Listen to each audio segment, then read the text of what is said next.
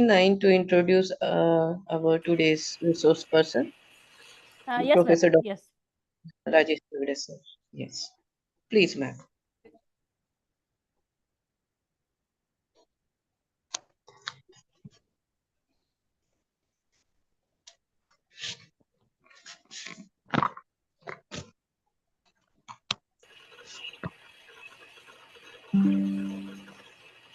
Just wait, ma'am. Okay, okay. Madam, Mr. Vilas Kashinath sir, na, ma'am? No, Rajesh Ragde, sir. Professor Okay, ma'am. Rajesh. Just I see. Rajesh.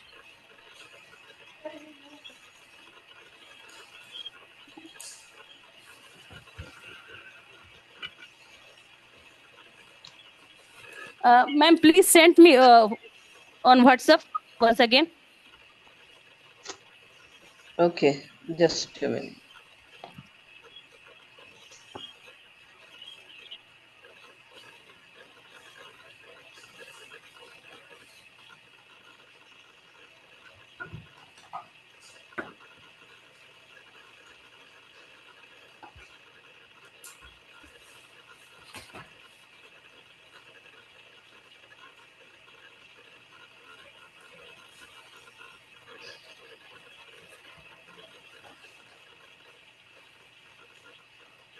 Madam, I have shared in the group.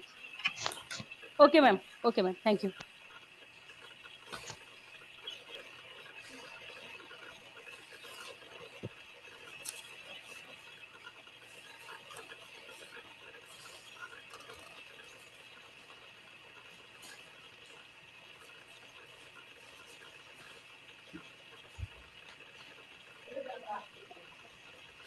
I have not received me. Hello.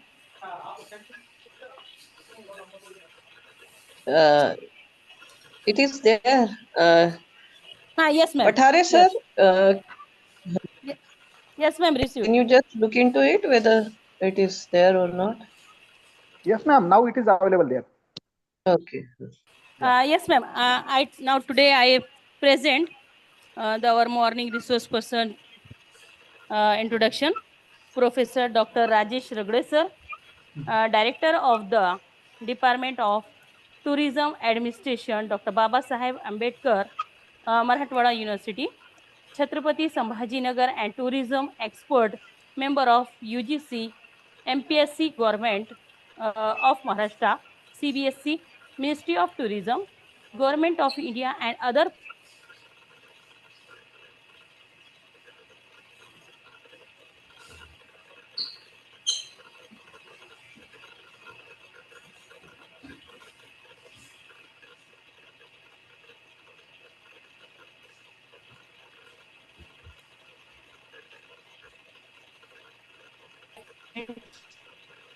Science, Director IC and Director Chhatrapati Shivaji Maharaj Research Center.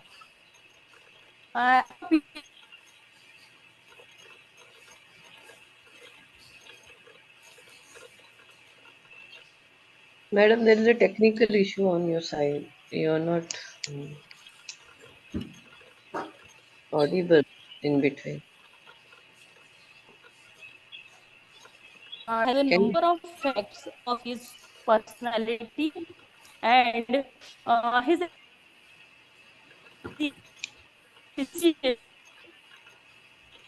conducted his research on I think, madam, planning ask and somebody else to read out. Ambedkar tourism, tourist Okay. policy Because in it is not tourism, audible to Roll number 49, tourism, there is a rural technical tourism, issue. cultural, So I'll have to request some other person to read such biodata because you are not clearly audible. There is some technical issue on your part. I'll just request the volunteer to read on behalf of 49. Roll number 27, ma'am. Okay, okay, ma'am. Good morning, everyone. Professor Dr. Rajesh Ragde sir is Director of Department of Tourism Administration, Dr. Babasaheb Ambedkar, Marathwada University, Chhatrapati Sambhajinagar, and Tourism Expert Member of UGC, MPSC, Government of Maharashtra, CBSC, Ministry of Tourism, Government of India, and other prominent academic committee of Jawaharlal Nehru University and other 40 universities in India. Dr. Ragde sir has held important academic and administrative positions, controller of exam, director of students welfare, dean management science, director of IQSC, and director of Chhatrapati Shivaji Maharaj Research Center. A PG in Tourism Administration, MTA, he is the first researcher in Maharashtra, India to be awarded a PhD in Tourism Planning and Development. He also holds PhD graduate degrees in Physics and Electronics, Business Management and Education. Dr. Rajesh sir has a number of facts of highly personality and his academics, basically a physicist and scientist.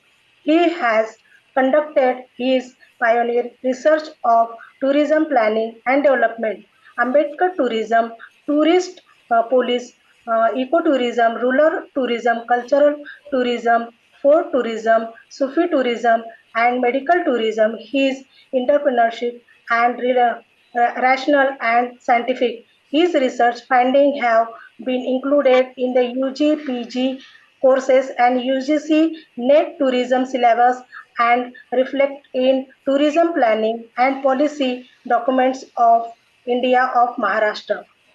His research on Ambedkar tourism has got international recognition and published in the Ecocyclopedia of the Tourism Management and Marketing published for from London. Dr. Rajesh sir has taken a special initiative for conducting scientific heritage research in India. Currently, he is investigating and analyzing the degrading of the natural and cultural heritage of lunar crater under the project sponsored by the Ministry of Science and Technology, Government of India. Till date, he has completed 12 research projects. Dr. Rajesh sir has also designed over 50 courses in tourism and hotel management. A versatile person, Dr. Rajesh sir is a visionary director and efficient administrator, academic planner, a social scientist, a scholar of Buddhism, and a wide reader having a personal library of over 6,000 books, a professional photographer whose work on tourism sites have been exhibited across India, and art collector having over 1,000 artifacts, and who has made the significant discoveries at caves and identified the site of the ancient towns of the Rajtaga to motivate and groom his students into good teachers in his missions. Today, his 140 students are working as assistant professor in central and state universities, government of polytechnics, college in India and in foreign universities in Japan, South Korea, Bhutan, Thailand, Kenya, Yemen, Dubai, and Ajman. Thank you, sir. Thank you, madam. Uh, Thank you, sir, for joining the session. I now request you can start with your session. Thank you, madam. So I just want to know the background.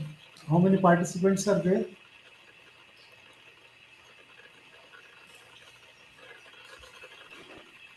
More than 35, sir. How many? More than 35. 35, more than 35. Okay. And all are assistant professors.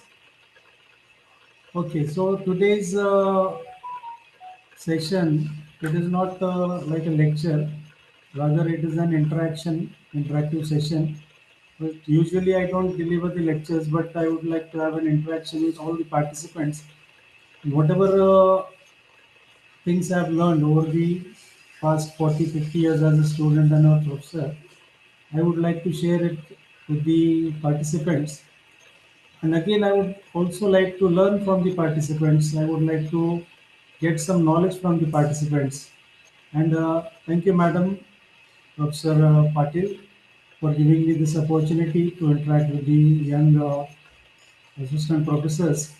And, all, and Madam has asked me to speak on the very important topic of Indian knowledge system, IKS, and also on Buddha and Buddhism.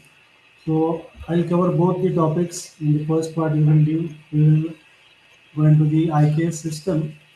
Then we will go into Buddha and Buddhism. A little bit of all we will be discussing. So I would like the participants that you should also be active and interactive while we will be discussing. So basically, we would like to know when you hear the word IKS, what do you understand?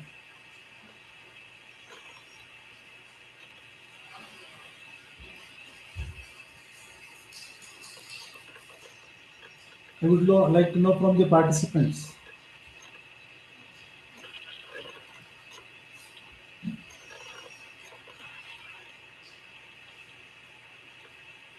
Nobody?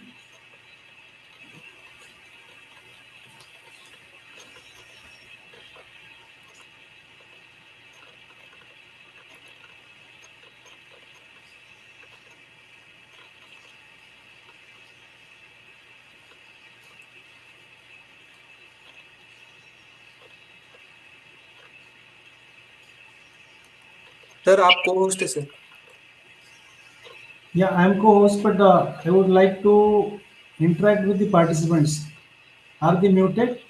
No sir. So I'm just asking, what do you understand by IKS? Anybody can interact? It's Indian Indian knowledge knowledge system. system. Indian knowledge system, sir. So what do you mean by that?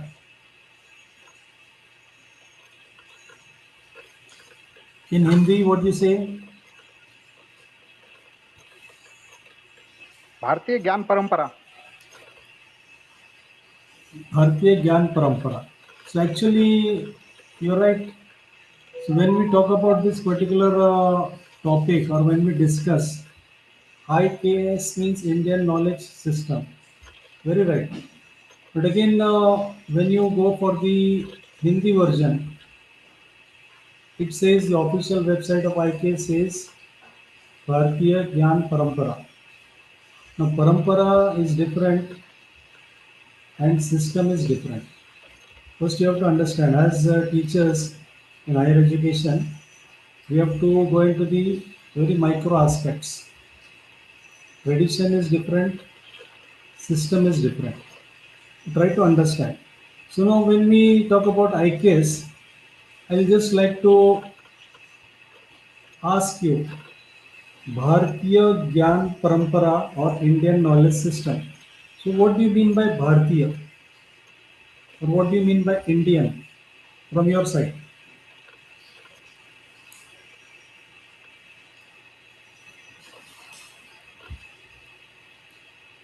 Bharatiya or Indian, what do you understand by this term? Nobody?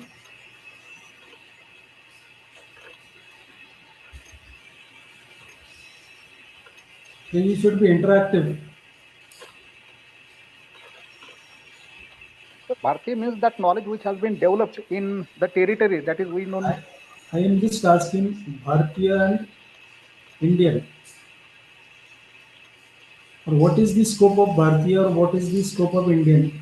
Because without this understanding, we cannot move further in this session. What is Bharat? If you have ever read the Constitution of India, I'll repeat, if you have ever read the Constitution of India, you'll understand that the opening pages of the Constitution says India, that is Bharat.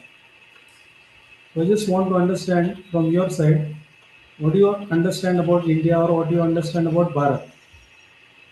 What is Bharat? It is a country? Yes or no? Yes, sir. Yes, sir.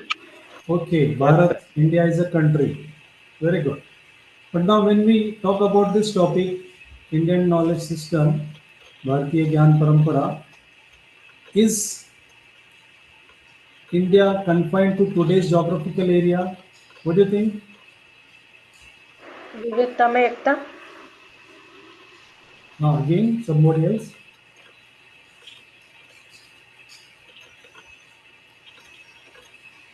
The geographical area today, what India we have, it is a very small part. It is a very small geographical area. If you have read the history of this country, if you know something about this country, you will know that we always talk about Akhanda Bharat. But when we talk about 1947, when India became a different country, independent country, we know about India was a big country that time, and it was divided into two, India and Pakistan. So Pakistan India was the latest version in 1947. But if you go back into the centuries, way back, you will find that during the time of the Buddha, we had the Mahajanapadas, 16 of them. This is a historical reference. And after that, we find a reference about Chandragupta Maurya, the Mauryan Empire.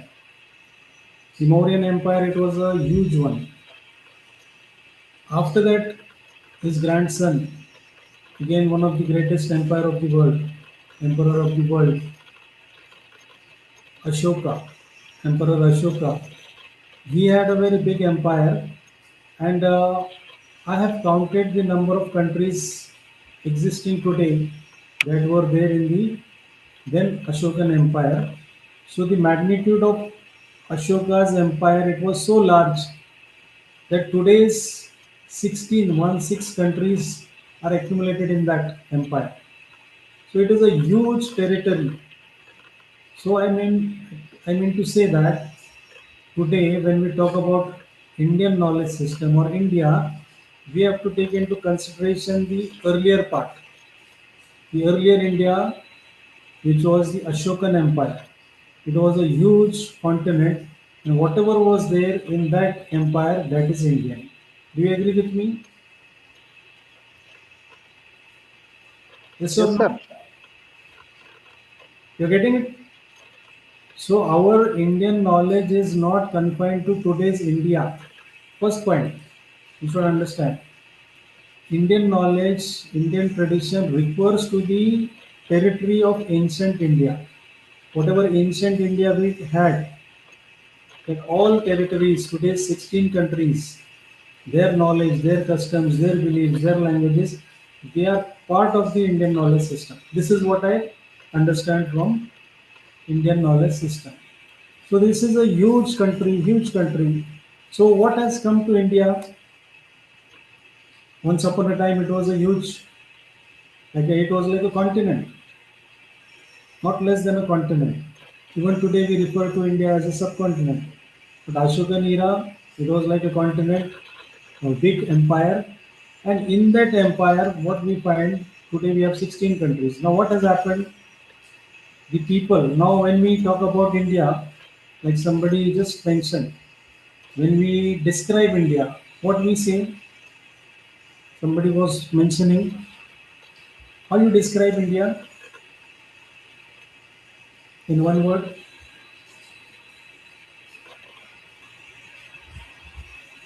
Come on, fast.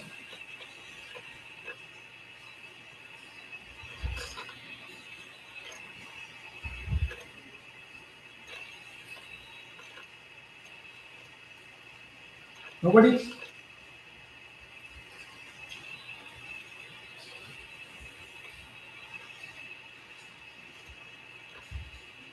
How you describe India? Without this, I cannot move forward. I think all of you are sleeping or doing some assignment. Is it so?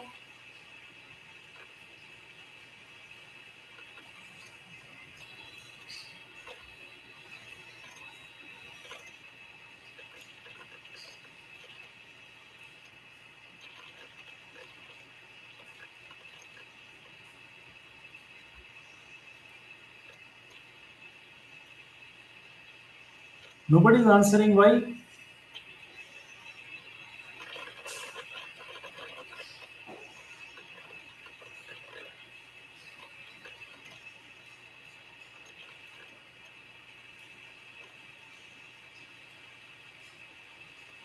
I don't understand what is happening in the class.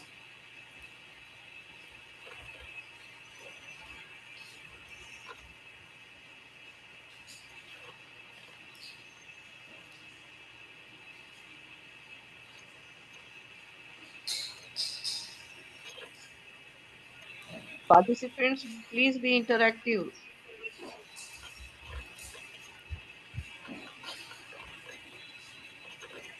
Hello? Madam, nobody's interacting. I suppose they are busy in some other work.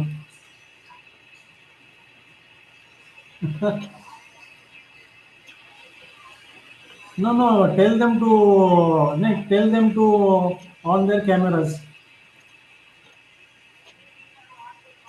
No, no, please, no, because I might think they are gone somewhere else. Nobody is there. And they are not answering a very simple thing. No, they are not at all serious.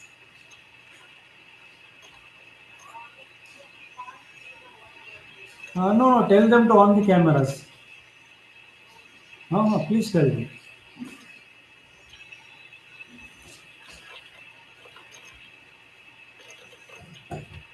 Sir permission दिए participant को, पण unmute नहीं करे participant. You have to unmute and you have to interact. This is not a one-way communication. Please try to understand. Yes, students, participants, you have to be interactive in the session.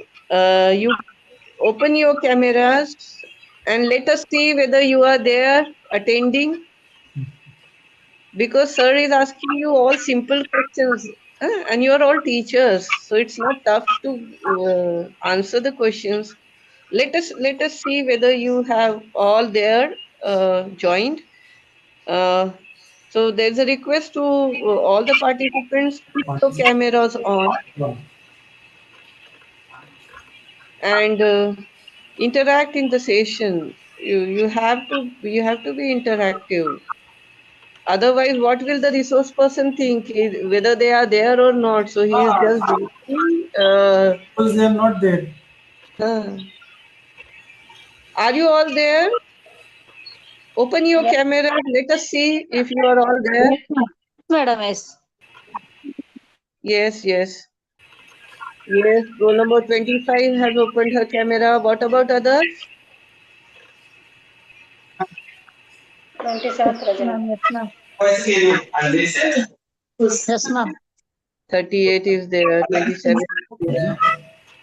Yes. Yes, what about others? Yes, ma'am. 26 and 28 are all interactive in the session. I expect others always there in the session.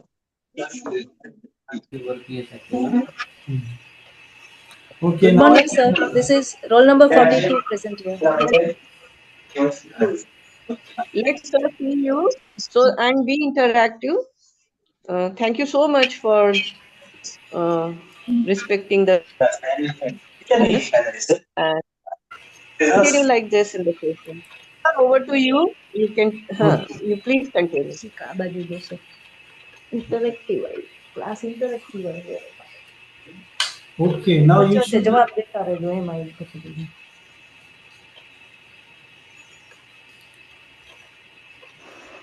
Sir आपकी आवाज clear नहीं आ रही.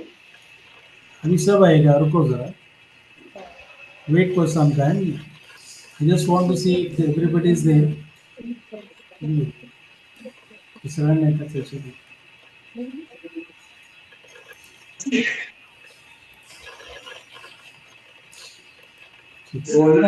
Majala screen. Open the camera. You can.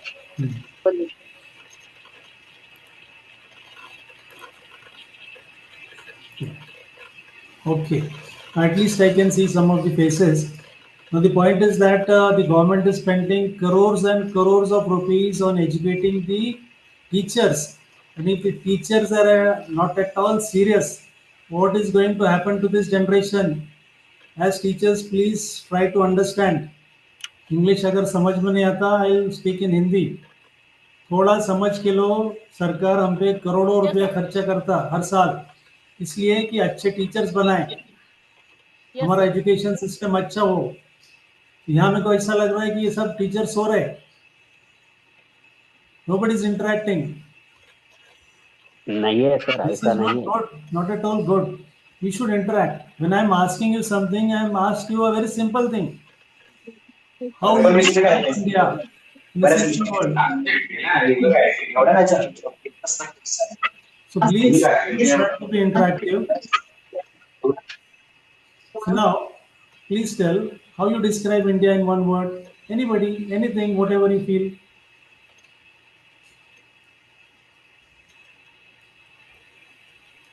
Yeah, I think number Vikasit, 4. Vikasit Bharat. Viksit Bharat. Very good. Again,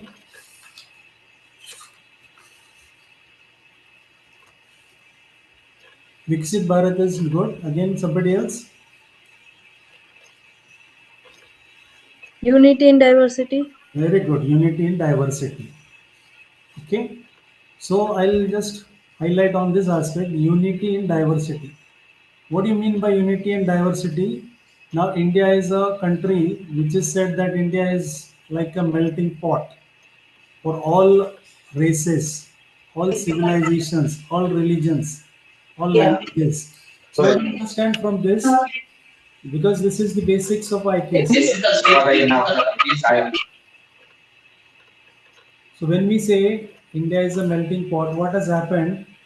Now, over the ages, since centuries, people from different parts of the world, they have come to India. They have come to India, and there are different categories. As I can say, some came as students to gain knowledge, to seek knowledge. They came to India, they settled in India. Some of them they went back. We got the traders from all parts of the world. Now I am sitting in a place, Chhatrapati Sambhajinagar. Earlier name is Aurangabad. And besides my city, we have a place, a taluka now. It is known as Paithan. So earlier it was known as the capital of the Satavahana Empire. It was Pratishtana. So Pratishtana, before 3000 years, it had trade relations with Rome. The Roman Empire had trade relations with the Satavahana Empire, and again down south. So we find that in this particular region, the trade is there, traders are coming. So the Roman civilization is coming up to this part of India in my region. Similarly, when we talk about Ashoka and the other empires, we find that the Greeks came to India. We know a very famous Greek king. His name is Alexander. So Alexander came from that side, conquering the part of that world. He came up to the part of today's Punjab. So we only know about one great Greek king. But do you know that in India, we have in recorded history more than 150 Greek kings who have ruled in this part of India, especially the northern part of India. Are you aware? Anybody? 150 Greek राजाओं ने हमारे north part of India पे राज करे हुए हैं. 150. We had small Greek kingdoms in the recorded history of India. That means we had the Greek influence, we had the Roman influence. The Mughals came, the Turks came, and so many others came. So with them came the culture, with them came the language. So what do you find in India? Unity in diversity. Now, if you go to the part of Andaman and Nicobar Islands, we find that the people of the African origin, they are based in that region. Still, we find they are the primitive people of that era, 50,000 years. They have not changed at all. The same culture, the same people, same tradition, it is still existing in this part of India, in the Nicobar Islands. So likewise, when we talk about India, we find the unity in diversity. So what is the diversity in India? First, we will see about the religion. What are the four major religions of India? Indian religions. This is a very simple thing which anybody can answer, anybody can tell. Hindu, Muslim, Sikh, Isai. Hindu, Muslim, Sikh, Isai. It is Or not both. Indian religion, I mean to say Hinduism, Jainism, Buddhism, and Sikhism. These are the four major religions which are from India. Although we have all religions of the world in India, but these are the four major religions which were founded in this country since the ancient times. Now, like you said, Hindu, Muslim, Sikh, Isai. Now, all these other religions, if you talk about Christianity, when Jesus Christ was alive, that time Christianity had reached India, especially on the Malabar coast, on that coastline. We find the evidences of the first church which was constructed there during the time of Jesus Christ. So, Christianity reached India before 2000 years. Islam reached India before the invasion and the other people came, the religion came here. Likewise, we have the Persians, Zoroastrians, or the Parsis. They came before. So we find literally all religions of the world, they have come to India since thousands of years. And all of them have mixed, merged together. So religion, we say it is a composite one in the country India. So along with the religion comes the rituals, the practices. So all these are existing in India since that time. So religion is one part we have to understand. The second part is the language. So what kind of language we speak? Now there is always a debate on the languages. What is the debate? Since 1947 we are having this debate. Now English and Hindi, which is the national language, which is the official language, and we have Tamil language. So Tamil and Sanskrit, and we have the classical languages. Now when we talk about these languages, which is the language of the country India, see we have to go back to the ancient empire. We find there are so many languages, thousands of languages and dialects exist in this country even today. It is said that every like 5-10 miles we find a different dialect. So the language is very important. So people across 2-3 districts we find a different dialect of the same language. So these languages, they are a major part of the Indian culture. So we find the languages of the Sanskrit origin, the Tamil origin, and the Greek origin, and the European origin. So many languages are there which have been existing here. I was referring to the people from where they came. I talked about the Africans from the ancient times, the primitive times. But in our own today's part of Gujarat and in Maharashtra, we have the people of the African origin, the Negroid origin. They are found. They are known as the Siddhis. The Siddhis, they are still existing in Gujarat and in Maharashtra. There is a very important fort, Chanjira, which belong to the Siddhis. So these people came here. Again, in the modern times, 200-300 years, we find along before the Greeks and Romans came. In the later phases, we find the Germans came to India. Then we find the Dutch, the French, and the Portuguese. Now these all people came, they conquered some part, they made their own colonies, and they have their own culture. They have their own colonies. They have their own part of art architecture. So all these people are coming to India. They have come to India and they have settled in India. Now this is something very very unique, unity in diversity. So again we have to understand now what is Indian in this, because all of the people from all parts of the world they have come. Now comes the language. So all of the languages, they are intermingled, they are merged.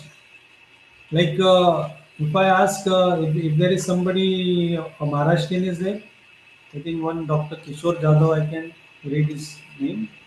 Dr. Jadhav sir, you are there? Jadhav sir is there? Anybody else from Maharashtra? I think Dr. Vishwas Shinde I can see. Yes, sir. Yes, sir. Yes, Yes, sir. sir. Can you just I am Maharashtra. so from Maharashtra you speak Marathi? कोण आहे Marathi? Roll Marathi. number Sir, Yeah, sir. sir, So can you tell me about the Marathi language? Marathi language कशी आहे, काही वर्णन करू शकता? This is just for a sake of an example. area wise आहे ना सर. आपली मराठी जी मातृभाषा आहे माय बोली सर. तर त्या भाषेमध्ये आपण असं तुम्हाला लक्षात आलं असेल नसेल पण मी ही माहिती सांगू इच्छितो. आजची जी आपण मराठी भाषा वापरतो त्याच्यामध्ये 70% शब्द हे इतर भाषातनं आलेले आहेत. म्हणजे त्यामध्ये प्रामुख्याने फारसी भाषेतनं शब्द आलेले आहेत.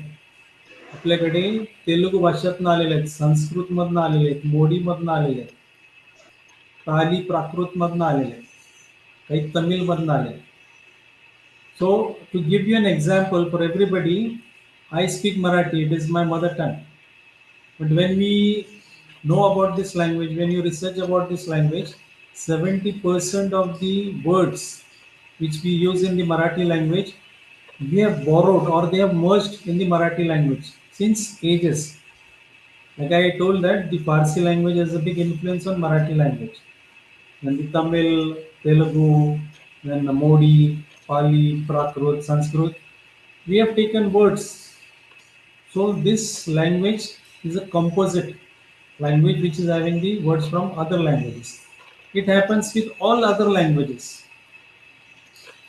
You just name the language and you can understand that the language has mixed up with the words from the other languages. Now, what is this? This is nothing but the Indian culture, Indian tradition. Because we cannot use a single language, we have to borrow, or it is a practice. We get the different words from different languages.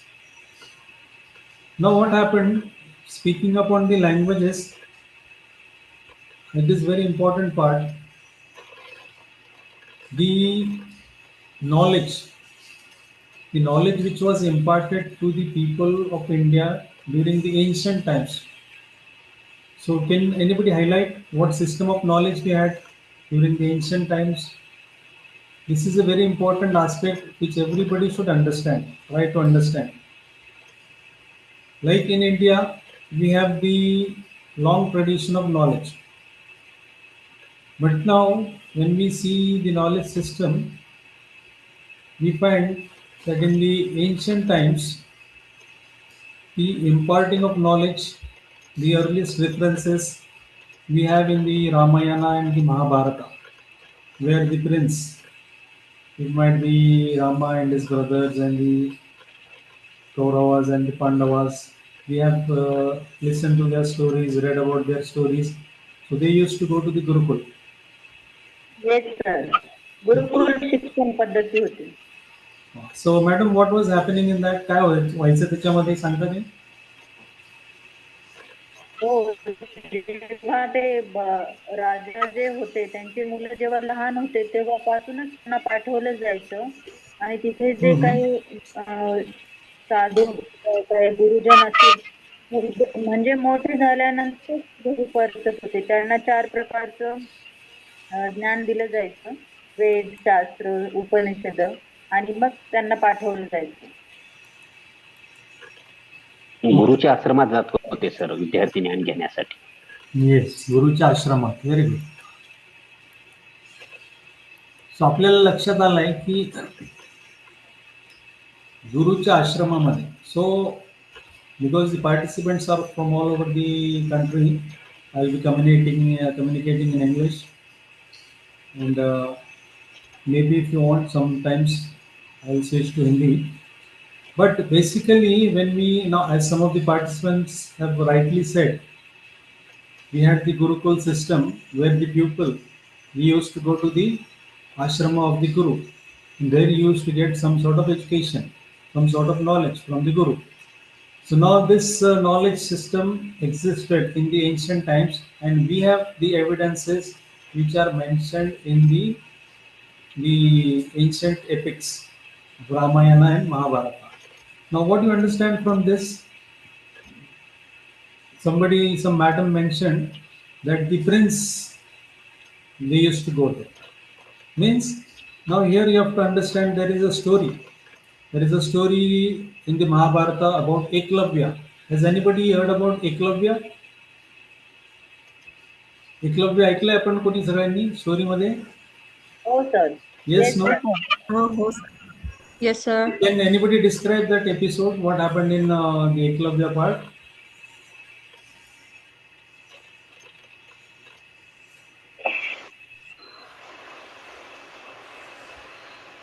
कोई पण बोलू शकतो, कोई भी बात कर सकते हैं, आप बताएं. एकलव्य सर द्रोणाचार्य एकलव्य सर महाभारत का अंगूठा उन्होंने काट कर दिया. रिस्पेक्टेड सर, या प्लीज. एकलव्य महाभारत का एक महान पात्र है जो अपनी गहरी निष्ठा, अद्भुत लगन और गुरु भक्ति के लिए जाने जाते हैं. Very good. हाँ, बरोबर.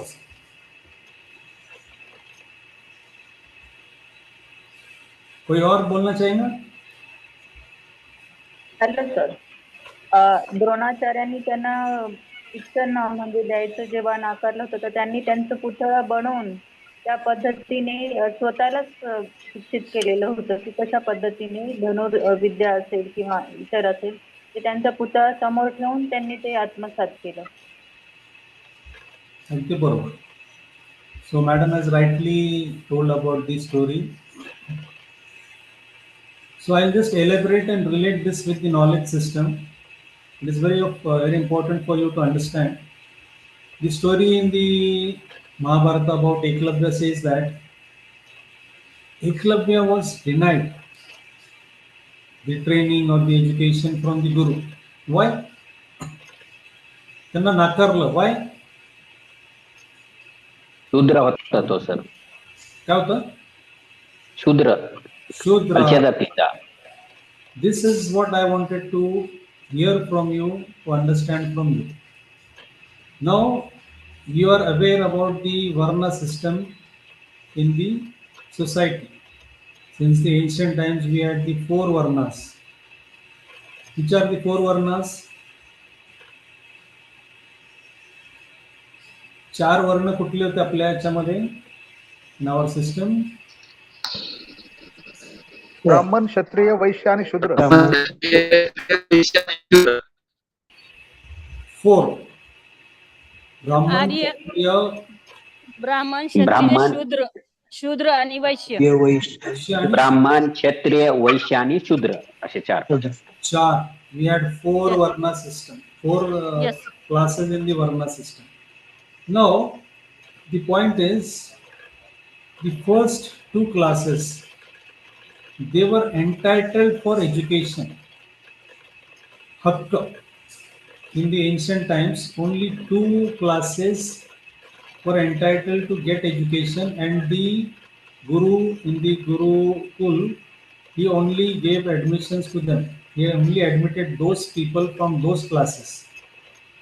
The last 2 classes, they were denied education, denied. They had no rights. Right? So this was the Gurukul system, and where we find the entry of a small prince, Eklavya, who is from the last class, the Shudra community. So he was denied education. So what he did, he made a statue. We know the story. And then he learned the art of the archery and all. And then he came back to this Guru. And when the Guru found that this student, who is never a student, but he thought that he is his Guru, and he showed him the whatever he learned. So he asked for the Guru Dakshina and he asked him to cut off his thumb because this is the important part of the body which has used in the archery. So he cut this thumb and he gave it as Guru Dakshina. Right? This happened. It is, I don't know, it's a fact or a myth, but we have read this in the story. When we know the story, then he started from the left hand, practiced again, he became a great archer. The point is about education and knowledge.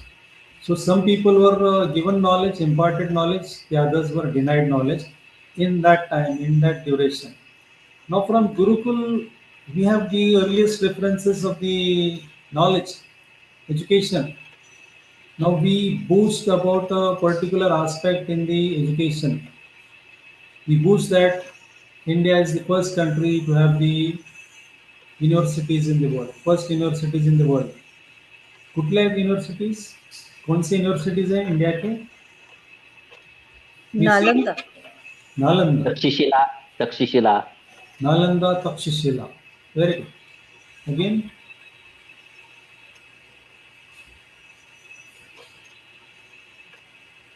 After Nalanda, Takshashila, everybody stops because we have not read about them. So as teachers, I request you all that you should know because the future of India is in your hands. Now I'll say that it is not in your hands because what has happened in the last week, everybody has seen, the world has seen. The student is beyond your control. If the teacher, if the teacher is not well informed, if the teacher is not knowledgeable, if it is not well informed, the student is more informed than you, than me, than us. आज का जो student है, आज का जो युवा है, जेन जी and alpha, वो हम लोग से बहुत आगे हैं. He has more knowledge than us. You should admit. I have already admitted. So you have to keep yourself updated. When I asked which are the first universities in the world, we said Nalanda and Takshila. We stopped. We don't know the third, fourth, fifth, sixth. Sir, Vikramshila. Vikramshila, Ujjaini. So we had Bihar. 16 universities coexisting at the same time in ancient India, along with Nalanda. And Nalanda is the first in the world because Buddha himself has visited the Nalanda Mahavihara. Nalanda actually, it is a Buddhist monastery of Buddha's time. So during his lifetime, he had visited the Nalanda Mahavihara, which later on became the university. Then we find Takshashila, then Ujjaini, Vikramshila, so 16 universities. Now the point is very interesting point I would like to share. Now when we have 16 universities in the ancient India, some of them are in today's Pakistan or Afghanistan or down south or in Maharashtra or Odisha and Bangladesh and all in that ancient era. Now in these 16 universities, what do you think? Who are the students who are being imparted education? Who are the students who are studying there? Because in our Varna system, the last two classes have no rights. Then comes the question, who are the students? इतने बड़ी university में कौन जा रहा है? Just to give you the magnitude of the dimensions or the statistics about Nalanda University, at its zenith, at its peak, at that time, it is on recorded history, 35,000 students were studying in that campus. You just imagine 35,000 students in that residential university. It is a huge town, Nalanda University. 7,000 teachers. You can grade them, professors, instructors, and associates, and so many. So this is the volume of the Nalanda University. Now, if 35,000 students are there studying in one single university, who are the students? Because the Indians, they are not allowed. The first class, the Brahmins and the Kshatriyas are busy controlling the land and they're going for battles and all. That is different. The Brahmanas in the upper class, they are already learned, they are going for the education. That is true. Then the Vaishyas, they are busy in business. Shudras, they are just doing the menial things. So who are the students? From where we got the students? Uh, the students from other part of the world, they used to come Nalanda to take education, sir. Like for the example, from China, from what it called Arabian region, they used to visit India to get lesson from the guru from Nalanda universities. Exactly. So we have the students coming from the other parts of the country, other parts of the ancient India. Like as Madam has mentioned, we have the students, mostly the famous ones are from China. But we have students from Korea, we have students from Japan, we have students from Persia, we have students from Indonesia. So down south, South Asia, Southeast Asia. Then when we come above India, we find the Greek students are there, Romans are there. From that region, students are coming from all parts of the ancient world. They are coming to ancient India to these universities for gaining knowledge. And the knowledge they gained here, and if you have read the travelogues and the other books written by Lian Sang, Fahan, and so on. So they have documented the entire history, geography, diversity, then the biodiversity, everything they have documented. And very important part we have to understand now, this particular knowledge which was created, which was generated in this university. Now, what kind of knowledge was created there? What college type of knowledge was imparted there in these universities? Any idea? Basically, I'll just give you a hint that first, these are all Buddhist universities, majority of them. They're based on the religion. But apart from the religion, religious practices, religious theories, some more things are being taught there. Some more subjects are being taught. So, what are these? Like you can mention some of them if you are aware. Which Sir, subjects? mathematics, Yeah, mathematics, science also, sir. science, राजनीति शास्त्र, Rajniti. Again, खगोल शास्त्र sir, Khagol ज्योतिष Shastra, शास्त्र, ज्योतिष शास्त्र, Jyoti Shastra. So, in today's time, whatever subjects, disciplines we are having, all were taught in that era. Because India was an advanced nation of that time, ancient India. So, everything was taught there. So the knowledge which was created in these universities, it was recorded in two forms. One was the oral tradition, and the second was the written one. So the written form existed, oral also existed. In the written form, it was in the form of the books which are written on different materials. And the materials you know, they are written on the palm leaves and the paper and all. So we have so much of them. So it is mentioned if you read about Nalanda.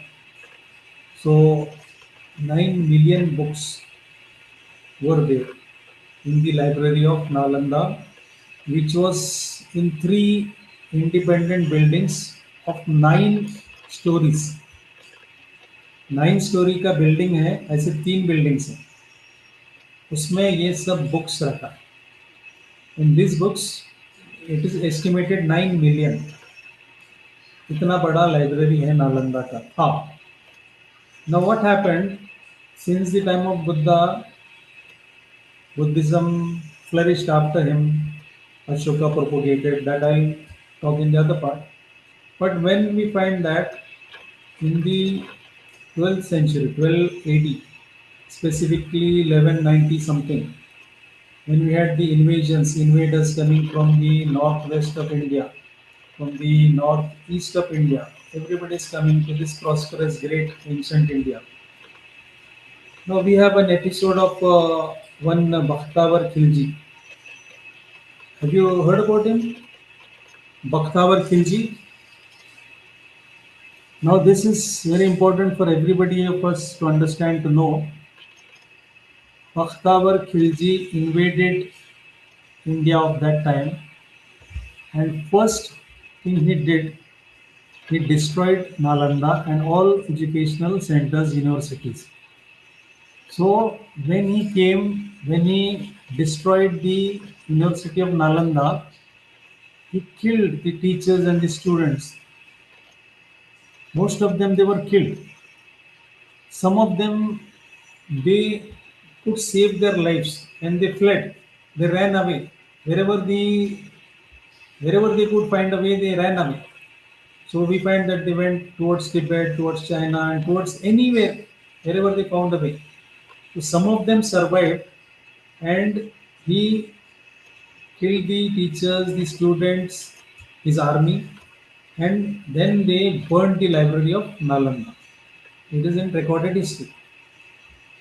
We have read that the library of Nalanda, it was burning for 6 months.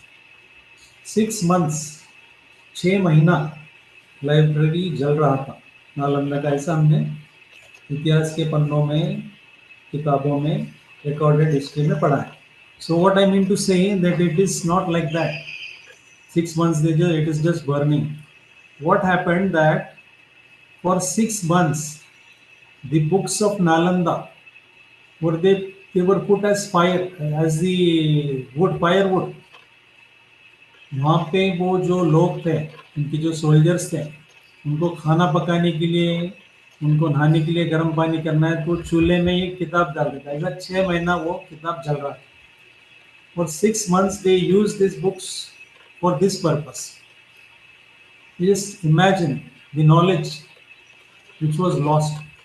So dear colleagues, I will not say friends, but colleagues, participants, Nalanda में जो knowledge था, वो knowledge हमने accumulate करे थे right from the time of the Buddha, 6th century से, BC से till the 12th AD. इतने सालों का जो नॉलेज हमने एक्यूमुलेट करा था 9 मिलियन बुक्स में, that knowledge was destroyed by a fanatic, and that is the darkest day in the history of the world, especially the history of ancient India and modern India. The knowledge was lost, and from that day began the downfall of a great civilization, of a great country, India. The downfall started from that part. The knowledge was lost, it vanished, it disappeared. From that day we had the downfall till date.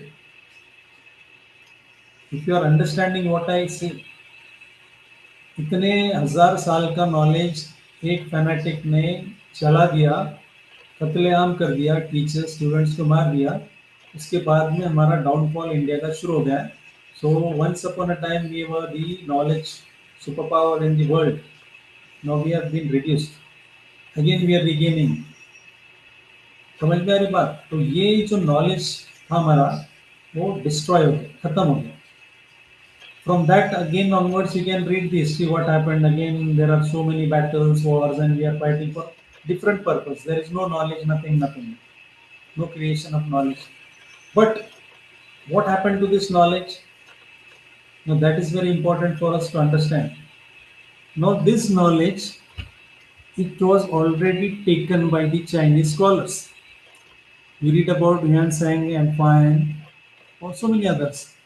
So when they went back, like Yuan Sang traveled to India for 26 years. He was a student, he was a teacher, he was a researcher, he was a traveler, he was a tourist, he was a Buddhist, everything. He was a monk. He traveled 26 years in ancient India. He documented everything. He wrote everything. Again, he went back. But when he went back, he also took the handwritten copies. He copied the books of Nalanda, important books he took with him. And we know that it was so many like camels or elephants or the horses and donkeys upon them.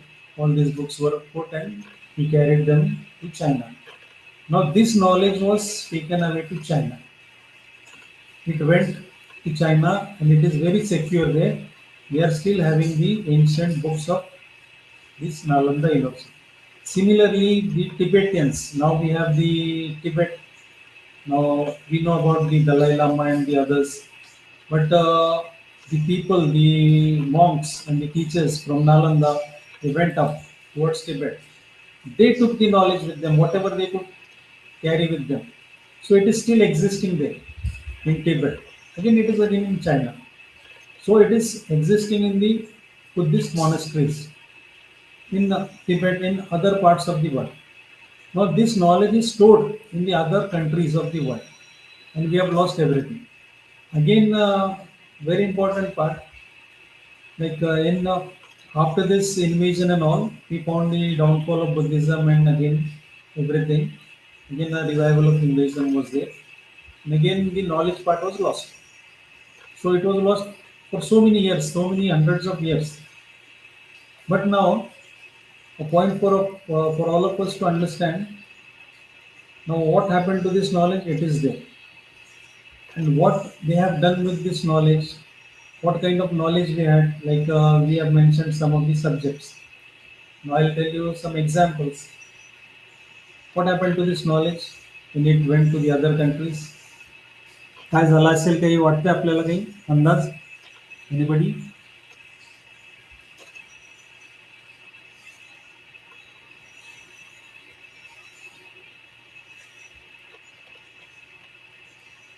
This is very interesting.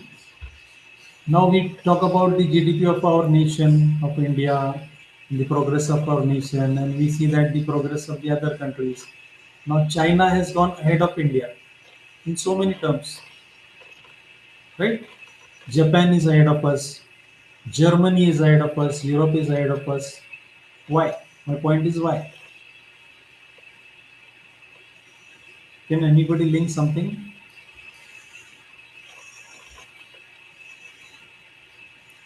Japan, Korea, Germany हे सगळे देश आपल्या देशापेक्षा फार विकसित झाले. आपण आत्ताशी विकसित भारत बोलतोय, की आपल्याकडे ऑलरेडी विकसित आहे. Why they are develop, why they are विकसित, this is the point I want to know from you. I think, sir, they have the ancient knowledge with them, which they carry during the time of what it called this knowledge were existing in the India. Good man, very good. राष्ट्रनिष्ठा sir, त्याग करण्याची भावना. अजून कोणी? Anybody else? तर त्या देशांचे वैज्ञानिक प्रगती, सायन्स आणि टेक्नॉलॉजीला जास्त प्राधान्य दिलं सर त्यांनी. Science and technology. Science and technology. So the point is, when I mentioned this, some of these countries, I'll ask you a very simple thing, query, not a question. जर इतिहासाचे कोणी असेल, history के कोई लोग होंगे तो बताए कि इंडिया का हिस्ट्री कौन लिखा? Who has written the history of India?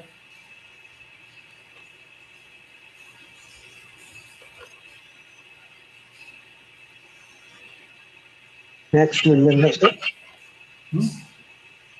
आपला मॅक्स मिलर. काय नाव? मॅक्स मिलर कोणी म्हटलं? होय sir. Okay, max Miller. Okay, max Miller, very good. Anybody else?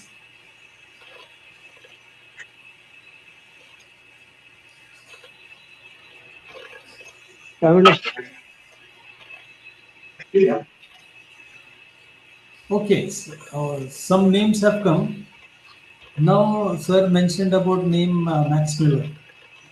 Sir, who is Max Miller? From which country he is?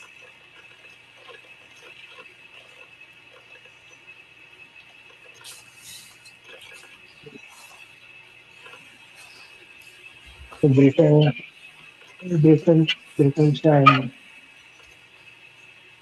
Sir, now in this regard, I want to just share this, that we had the Sanskrit language, Pali Prakrit language, but Sanskrit was widely used in the literature. So whatever ancient texts were there, apart from the religious text, the Buddhist texts they are always in Pali, Prakrit, and Sanskrit. The Hindu texts are always in Sanskrit. So we have a long tradition of the Sanskrit language, and again, equally important is the Tamil language. Because if you know about the Sangam literature, there is always a debate between Sanskrit and Tamil. So the Sangam literature is said to be older than the Tamil, the Sanskrit literature. So they coexisted since that time.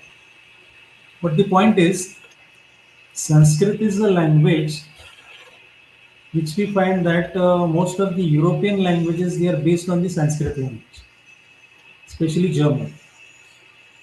The language is the same. A small alteration is there. The grammar is exactly the same. Sanskrit, Marathi, and German grammar is the same. It is exactly the same. Most of the words they are the same. Father, pater, neuter, mother, they are same.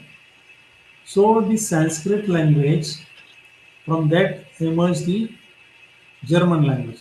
Now we know about the Aryan theory that the Aryans they came from Central Asia. One group came to this part, the other went to Europe. This like this. Now when it traveled to Europe, again the language became German. Here we got some other language. But now when the scholars, especially the European scholars, the German scholars, when they came to India, when the Britishers came and all others came, whenever they found some ancient text in India, now it is amazing. It is something I can say the downfall. What had happened? Like already the two classes were not allowed for the education, and at one point of a time we had that nobody is knowing the Sanskrit language, right? So after the downfall in the modern times, in the 18th, 19th century, we find the ancient texts are there, but there is nobody who can read it. But there are very few scholars who can read this language. Now, who can read it? The Germans, because they know the language. They understood the language, they learned the Sanskrit language, and now when the ancient texts were found, they took it with them, the Britishers and the Germans and the Dutch and all, and they translated it into their language, and then they gave us the English version, which I feel is a distorted version. And as teachers, we blindly follow the English version. We never care about whether it is true, it is not true, whatever is written. We have never tested, we have never verified. Whatever is coming to us from the West, we are blindly following. Now, in this context, the history, majority of the history, whatever we have in the English language, it has been translated by the Germans and the Europeans, and that we are following. Right? So now, this knowledge is given to us, the history and all. But now, can you just imagine the knowledge which was created in the ancient past, the subjects which we had, like they say for astronomy, astrophysics, metaphysics. I am a student of physics, but metaphysics is a Buddhist subject. The Dalai Lama, you can hear to some of his lectures when he gives some discourses. Like we know about the other parts. I'll talk in the next part. So this all knowledge, art, architecture, and all, it was taken with the Chinese and the Germans and all. They understood this knowledge. They interpreted the knowledge. And they made progress because of our knowledge. That is the main aspect, main point. हमारे ancient knowledge का फायदा वो सब लोगों ने लिए, वो सब देश के लोगों ने लिए जिनके पास हमारा नॉलेज पहले से पहुंच गया था, और वो हमारे से ज्यादा प्रगत हुए, प्रगत राष्ट्र, developed Nations, right? They already became developed nations because of our knowledge. Now, in our ancient past, now like I'm a professor of tourism, so we have so many World Heritage sites in India.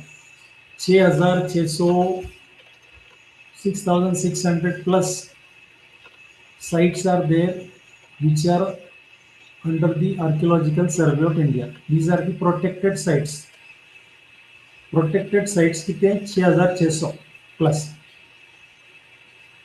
And we have 45 World Heritage sites, cultural sites, natural sites, 45.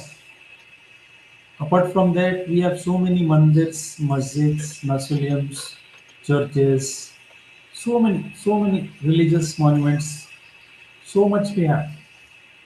And again, in these monuments, if you understand something about art, architecture, you can see the temples of the South India, especially the architecture part. You can see the caves of India, especially in Maharashtra, like Ajanta, Ellora, and all.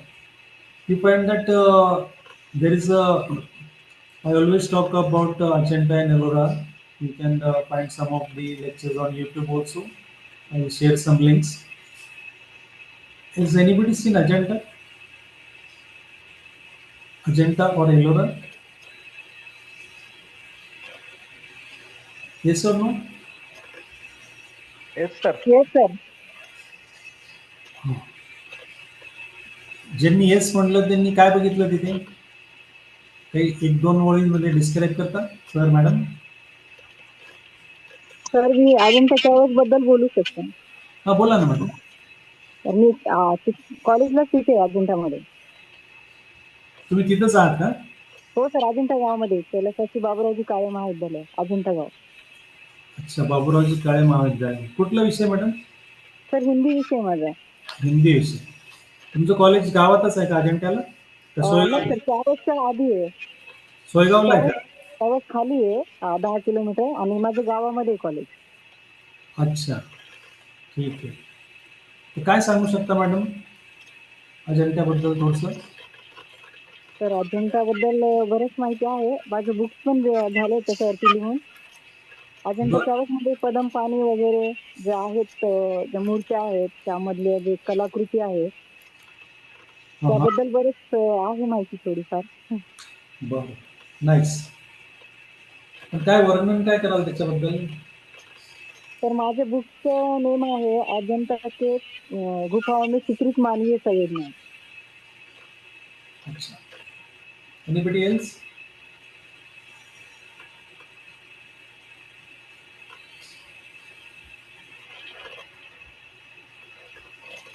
कोई और? तर जगप्रसिद्ध लेण्या आहेत तिथे उपलब्ध. Okay, अजून?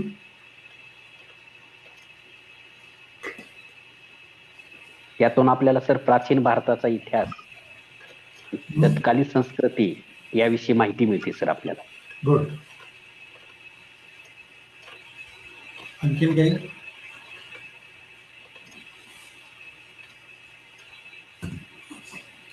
Okay. So now I'll give you this example of Ajanta and relate it with the Indian knowledge system. Ajanta, as you know, is the first World Heritage Site of India, first in India, which got this designation in 1983. Ajanta, Ellora, then the Red Fort of Agra, and the fourth number is Taj Mahal of Agra. This is the sequence. Ajanta is the first site, Ellora is the second, third is the Agra Fort, and fourth is the Taj Mahal. So this importance to Ajanta is because as teachers, I'll say that as researchers, because there are so many thousands and millions of teachers in the country, but very few of them are researchers. As researchers, if you want to know about the country India, modern India, ancient India, or if you want to know the world scholars, if you want to know about the Asia, the continent of Asia, the first thing where you should visit is Ajanta. Ajanta is a very important place for all scholars in the world to visit and to try to understand. Because all of these years, what we have found, there is a book, Arthashastra. Have you read the Arthashastra, anybody of you? Arthashastra? Kautilya sir. Have you read it? वाचन केले का? नाही.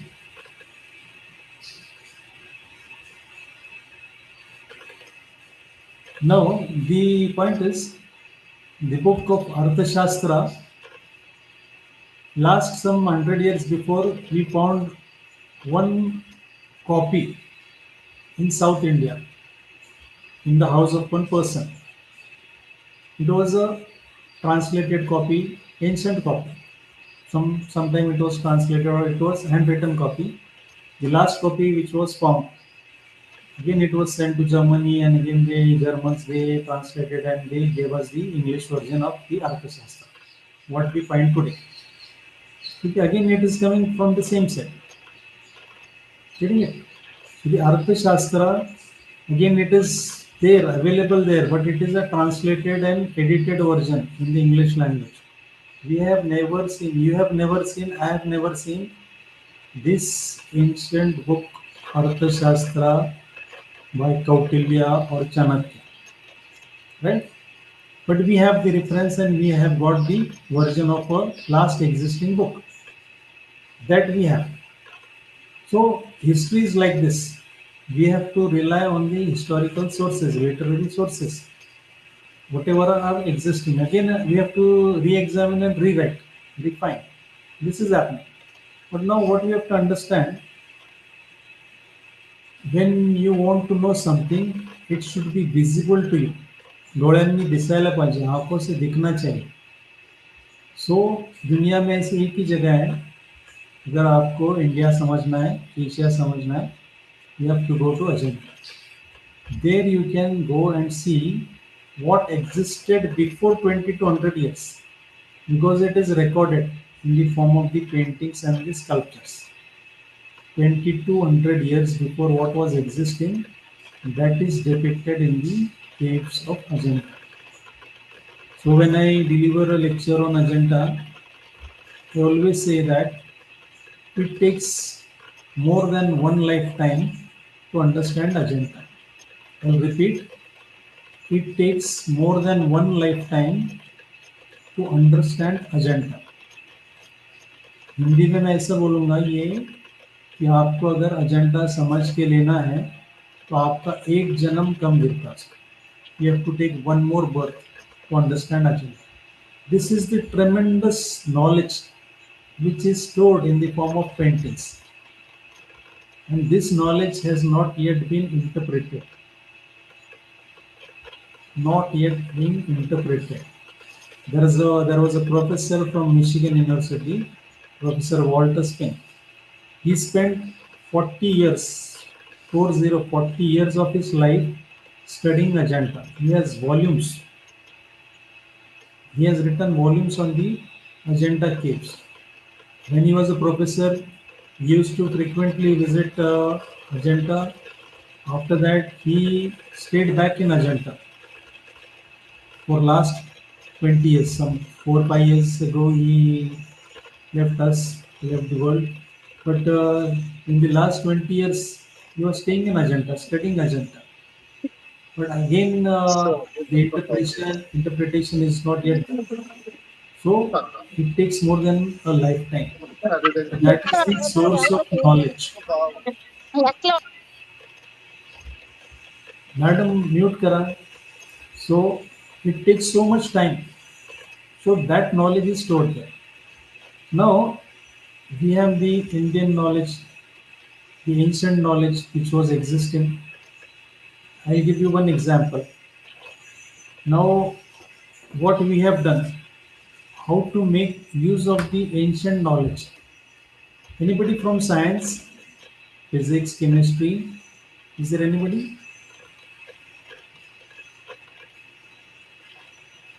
No? Okay. Now, we are talking about ICAS, we are talking about NEP and what is happening and what is not happening, the controversies and so many things. How you are going to use this?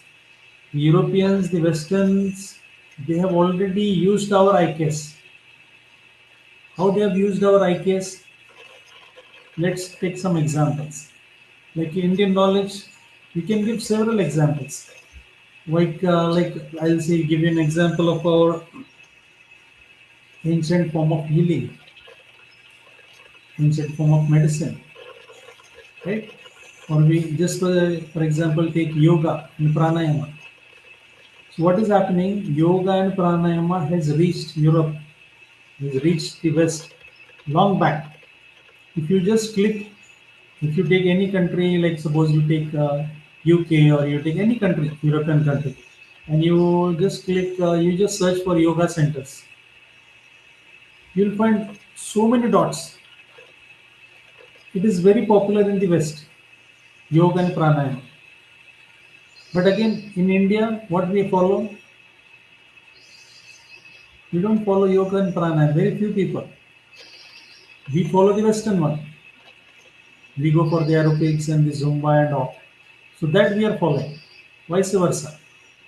Now, the best exponents of the Indian music, here are they, who are they? Like you know about tabla, one of the very famous artists, tabla artist, Pandit Zakir Hussain. He was not an Indian. Try to understand. He is of Indian origin, but he is not an Indian. He is based there in UK or America. Pandit Ravi Shankar, again the same thing. Anushka Shankar, same thing. So they are popularizing this Indian arts, Indian music, Indian classical music abroad, and we are following the other. So it happens. It is intercultural. So likewise, we find the food, the ethnic Indian food. Do we really consume the ethnic Indian food here today? What do you find? I don't think so. Because my generation, it is still having Indian food. But my children and my students, they are not used to that kind of Indian food. So we have adopted so many from the others. So many things have come from the other parts. We are just following them. So it happens in every aspect, every aspect. So now what we have to do, we have to focus on the Indian part. Now I'll give you my own example, like especially to the Indian knowledge system. Now I am from tourism. I'm also from physics. My basic master's is in physics, specialization in electronics. In last 30 years, I am teaching tourism. But I also research in the physics, especially in the material sciences. Now, for everybody of us to understand, now since last 1999, I have been researching on the important aspects of the caves. Now, when I talk about tourism, I will always talk about the art, architecture, and all. But as a student of physics, I also try to understand the materials. Like in 1999, when we have a cave behind our department in our university campus that is known as the Aurangabad cave. It is a Buddhist cave. So I studied the material, so the rock quality, and I found that the rock quality is not good. And I made the documentation of that. I wrote a paper and I gave it to the archaeological survey that this rock basalt is not in a proper condition. It is growing bristle and it will fall sometime. And the same thing happened and it came down. Part of the cave came down. So this is just because of my understanding of the material sciences and physics. So from that time I started researching more on the materials used in the monuments. Now in 2014 we started with a new discipline of research. If you are understanding, it is a new discipline in our research. It is heritage conservation, scientific heritage conservation research. This is the new stream or discipline which we have developed. So all monuments are there, but they also are the part of the scientific heritage. Because we say that monuments are made, they are made by man or somebody else or something.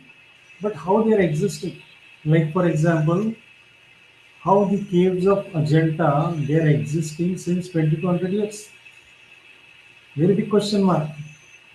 Now the rainy season is there, the monsoon is going on. You'll find that so many roads, so many buildings they have come down because of the continuous rain. The roads they are flowing away with the water. So many things are happening because durability of the materials now it is not good. So it is going down and down the quality. But when we found that the caves of Ajanta they are existing since 2200 years, the caves of Ellora and so many other caves. Why? How they are existing? Like in Ajanta, we have the Ajanta cave paintings. How they have existed over the years. The color quality is still the same. The same. It has existed. Now people talk about the paintings, they interpret the paintings, and they spend their lifetime in the paintings. But now we have gone behind the paintings. Behind the paintings means like the paintings they are painted on a surface. So what is this surface? It is the plaster. So what kind of a plaster? So I'll just try to give some things about this. So it was in 2018, my colleague Dr. Madhuri Sawant. So she put up a proposal with the Department of Science and Technology, New Delhi. So we gave a proposal, research proposal, to study these materials used in this cave paintings. What was the material? And the title of the project was the microanalysis and natural aging of the Ajanta cave paintings. It is very scientific.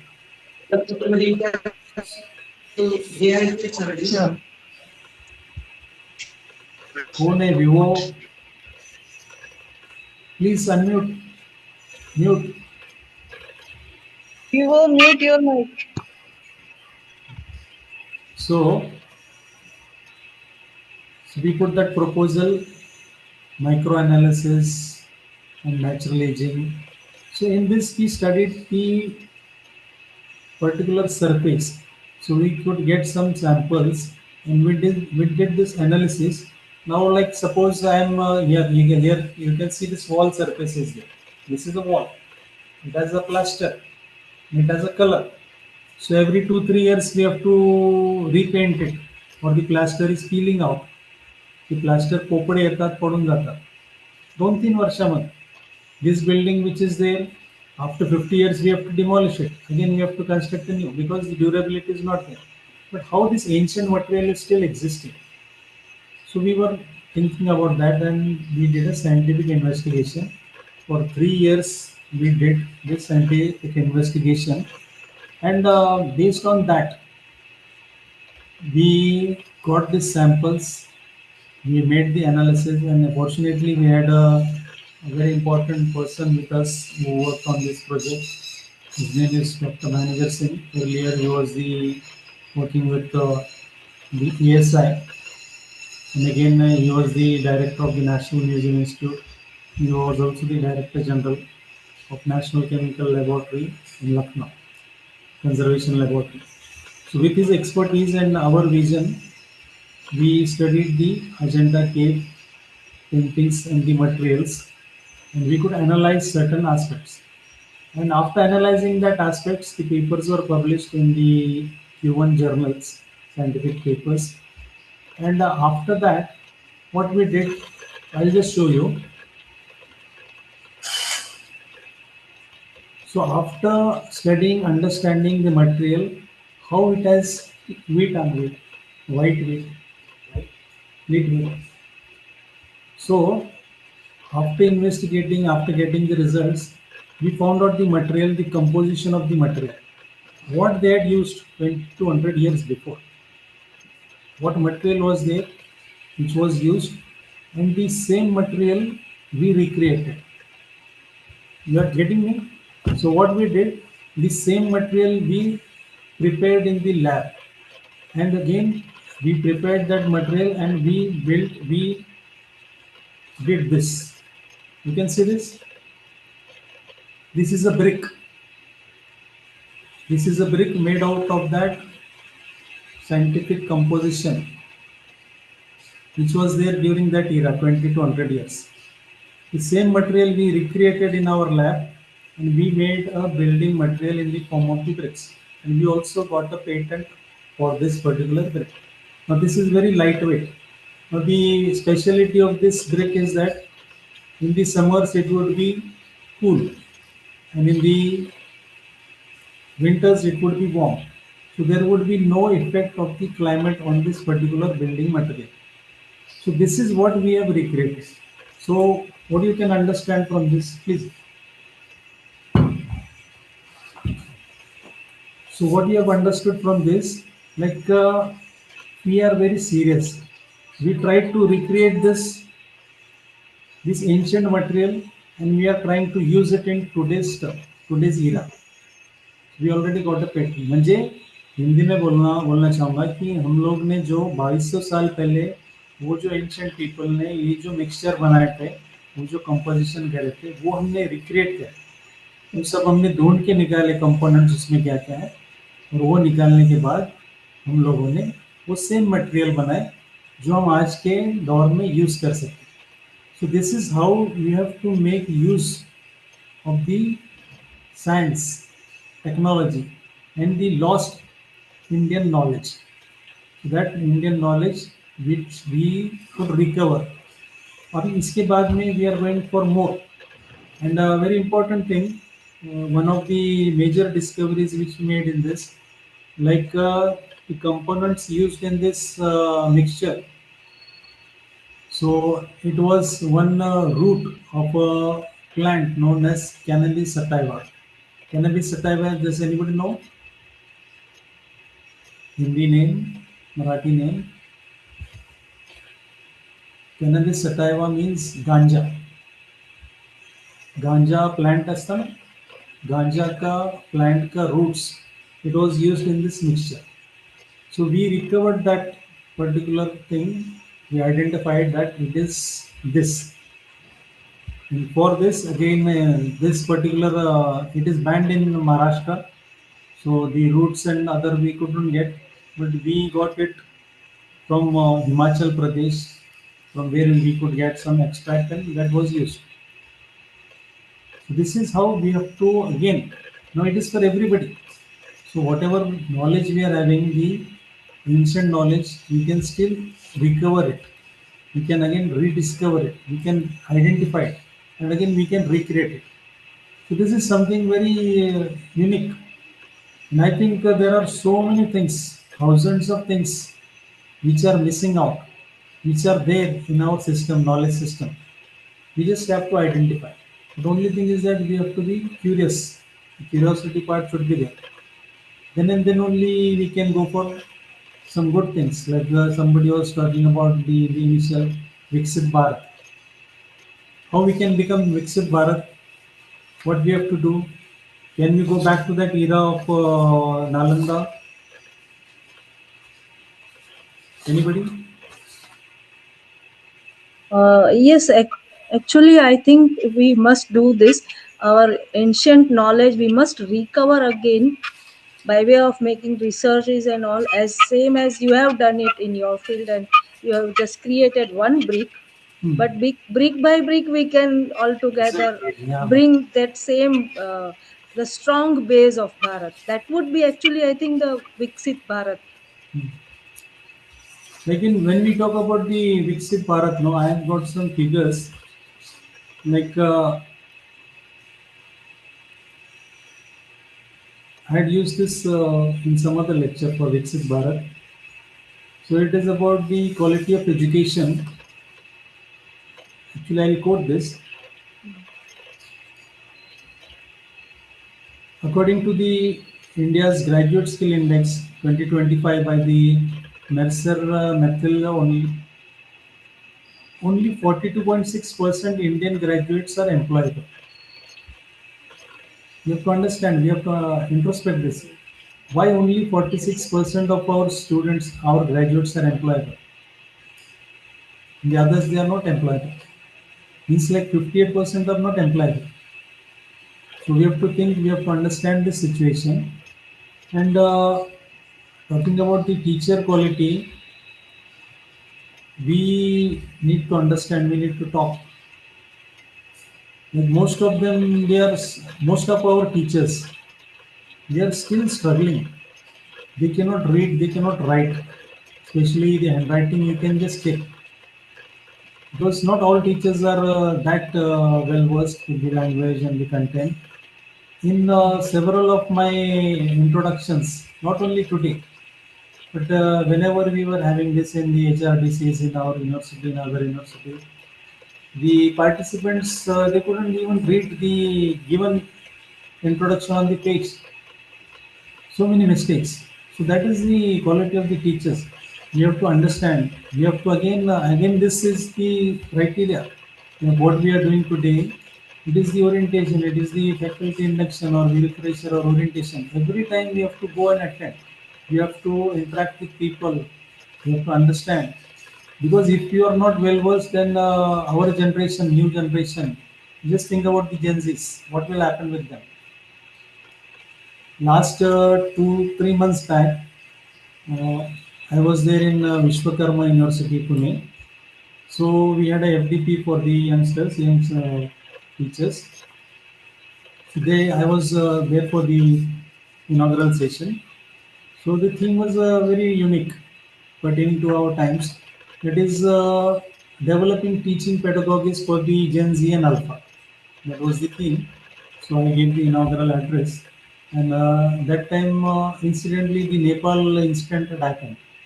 Immediately after the Nepal incident of the Gen Zs, we had this event. So I spoke on that and how to teach the Gen Z and Alpha. So that recording is also available on YouTube. I will share the link. And I also have my version of in a PDF. So we have to think differently for teaching the new students. Because if we want to really make a Viksit Bharat 2047, this Viksit Bharat, these students are going to make it. We are not going to make it. Because by that time, many of us could be retired. This new generation has to be taught. And this new generation has to be taught in a different manner. Like I don't know about your colleges and the universities where you work, but some new things you have thought of. Like in NEP, we have so many new things, good things. But again, we have to go for some new versions of yours, like in the especially in the teaching pedagogies or in the evaluation systems. Like I'll give you one example because mine is a master's program in travel and tourism management. So in this, we have different assignments. So taking into consideration the new generation, since 2 years, we have done the evaluation we are doing in a different manner. So apart from the traditional or the mentioned ones which you have to take, now we are giving them different type of assignments. Like I give them an assignment of making a reel of 3 minutes. Go to a monument, make a reel. Go talk to the tourist, make a reel. Try to understand the problems, make a reel because they understand that and they are very happy with that. For the project work, like we had a 100 marks dissertation or a project report. Now we have asked them to make a documentary, video documentary of 1 hour. You work on that for 2 3 months, and you submit it, and we show you. They will show us, and the panel then they will take the viva. A different thought. So likewise, we have to adopt certain different pedagogies for the new generations. Then and then only we can find that the good things will come out of from the students. Because traditionally, if you are teaching to the students, so their attention span is very less. So you have to also consider the attention span for how long they can sustain in your lecture. So you have to be active. You have to give them certain activity. So like this, we have to do the quality of education, communication, and for all teachers, I think that the teachers, like what we have done, like I'm from tourism, but we did a project in the material sciences. So again, we collaborated with the Department of Chemical Technology in this aspect because I alone or our department alone cannot do this. So we collaborated with the other departments. Now that is the need of the hour. Like you alone cannot do certain things. We have to collaborate with the different professors from different subjects. Like and again, I'll go for that. Like if you are in a core subject, like I was a student of physics long back, but when I was going for a MSc in physics, that time we had one government institution in my university, just beside my university, Institute of Science, like it is IIS. So that time they had introduced a new course, MSc in biophysics, and I too applied there. I got a admit, I got a seat, but again somehow I shifted to the routine one, the MSc physics. I didn't go opt for the biophysics because there was no awareness. Awareness was not there. But now, after so many years, we find that biophysics is applied everywhere. Like, fortunately, unfortunately, if you have visited any hospital in the country, in the world, whatever appliances they are putting here and there, that is everything is biophysics. So that time I didn't opt for that because I was not aware. So today the whole world it is on biophysics. So now the time of our this particular moment we have to think that whatever core subject you are into, you have to make it apply. Like physics, biophysics, chemistry, biochemistry. It is already there. But like in history, again you have to go for the applied history. For the languages, you have to go for the applied part of that. Every subject, geography, applied geography. So if we can do this, then we will find the employability of the students would be more. This would be more. And the students would be made employable. And again, you will have a different kind of satisfaction. And talking about the government side, I'll give you this example. Yes, madam. Patil, madam. Sir, can we have a break because a tea break? ठीक है. 10 minutes, 5 minutes.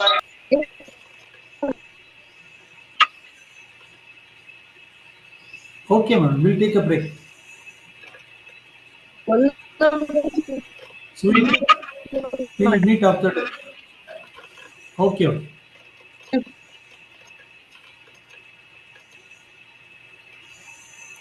If you permit, let us have it. 5-10 minutes. Okay, 5-10 minutes. Okay. Okay. So we'll rejoin after 10 minutes. Everyone be there. Join in the session. We'll have a tea break, a short tea break of 10 minutes. Again, come back after 10 minutes. 10:51. 12:51. Sorry, 12:51. We will again rejoin. So thank you. Okay, ma'am. Okay. Thank you.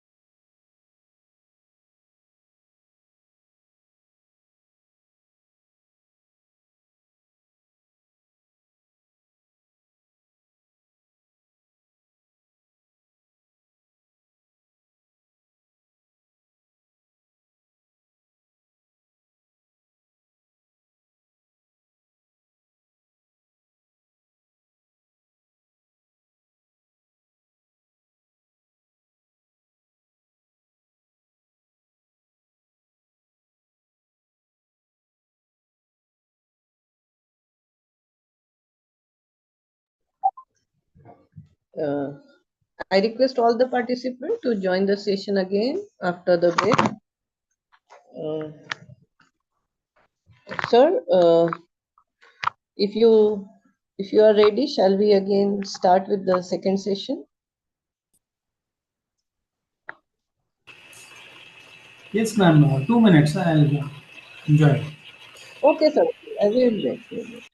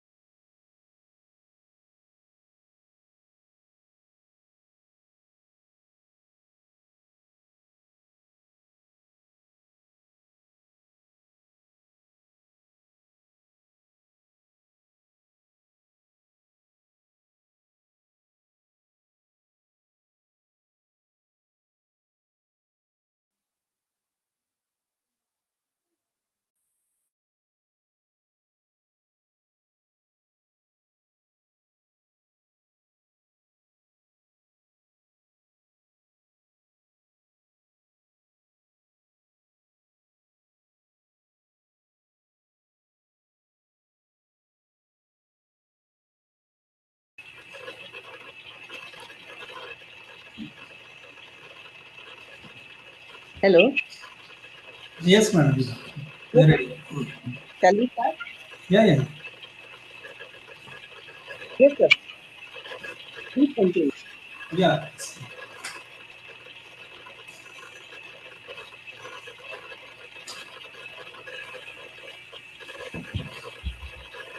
So we'll resume the session.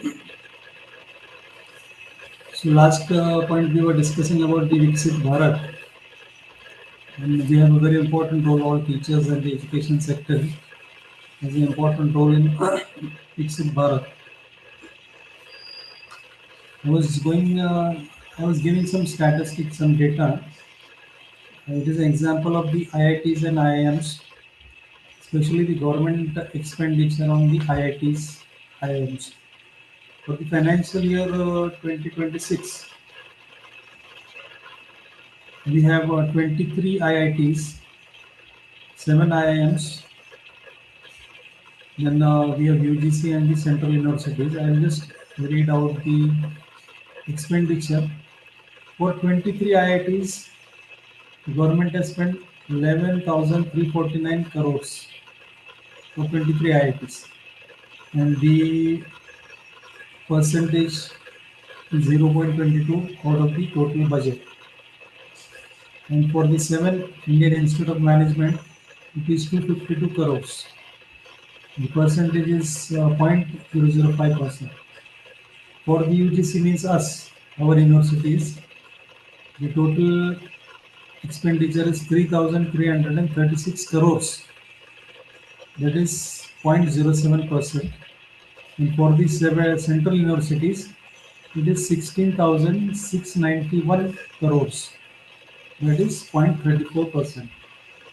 Now, the government spends 20 to 30 lakh per student. Per student, the government is spending 20 to 30 lakh rupees, including the IITs. But unfortunately, the government is spending so much on creating the best engineers, best managers in the country.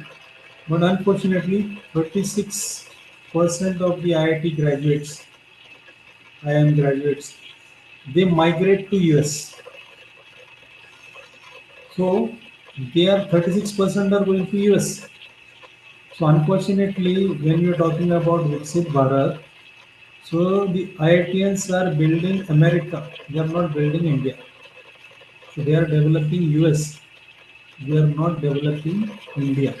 So this is very important aspect we should take into consideration. So this is what I understand. And this figure, like in our case, government is spending 3,336 crores for entire universities in the country. And how many universities do we have in India? Any idea?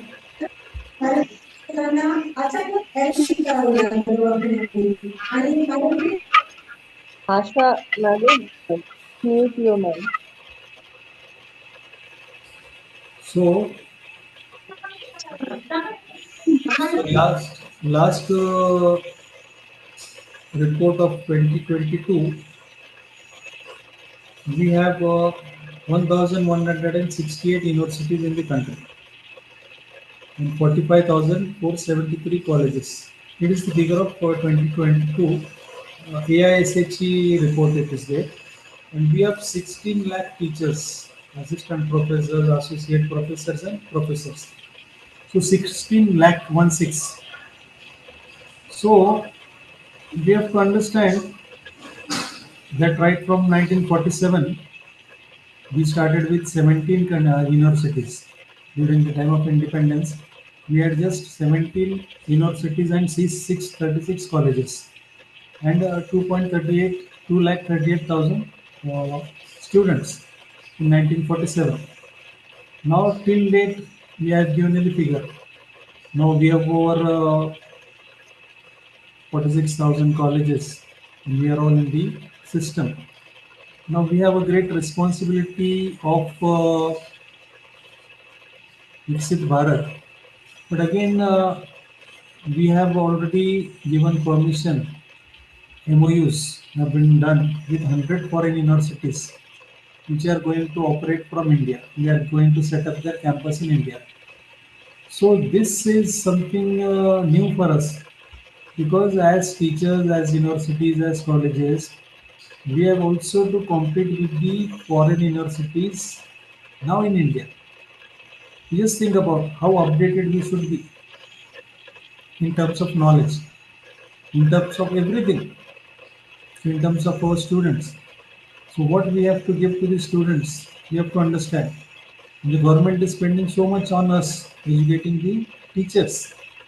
So if we are well groomed, if we are well informed, and we are getting so many things from the government side, again it is our responsibility It is our responsibility to make India Viksit Bharat, and that is possible. Don't you think possible? I can.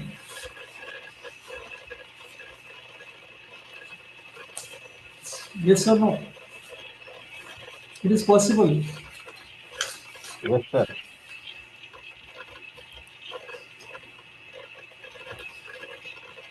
So, when we talk about education, now one part Madam has asked me to talk on Buddha and Buddhism. So, I'll cover some part of that. But I'll try to link this with our topic of knowledge system. So, basically, when you talk about knowledge, जब भी हम knowledge की बात करते हैं, first thing which comes to my mind, first two people whom I can relate with knowledge. One is the Buddha, because he is the enlightened one. And the second is known as the symbol of knowledge, that is Dr. Babasaheb Ambedkar. So these are the two personalities in the world history with whom I can relate with knowledge. So today we'll just have some highlights about Buddha and Buddhism, and I'll try to relate this.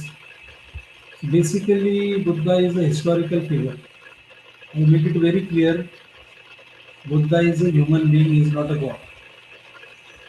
He is a human being like us who existed on this earth long back in the 6th century. So the historical Buddha, he was born in the 6th century BC, that we know. And I'm not going to the story of the Buddha, what had happened, what he has seen, and what made an impact on his life. But basically, he left his palace, he left his family, he left his wife, he left his son in search of knowledge, in searching the knowledge, the existing knowledge. He wanted something. So we know about this story. So he went away from his home and he tried to gain some knowledge, the supreme truth, the ultimate truth, which was just in his mind. Something is disturbing. He wanted to know the answer. So I'll relate something like Buddha with the research. And I often say that Buddha is one of the person who has a very scientific temperament, and he has gone for the scientific analysis, scientific investigation, whatever problems or whatever investigations he wanted to do. So basically, I'll say that he is a researcher by nature. So he wanted to know the cause of suffering. That was the basic thing in his mind. Because when he saw in the story, he saw a dead man, a funeral procession, and he saw a sick man, and so many things. So there were so many questions: what will become? So we'll not go into that. But he wanted to know something about the ultimate truth. So he left his house, beautiful wife and son and parents, and his kingdom.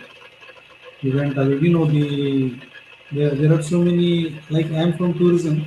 So in tourism we have so many monuments, and especially Buddhist monuments, which depict the life story of the Buddha in a sequential formation.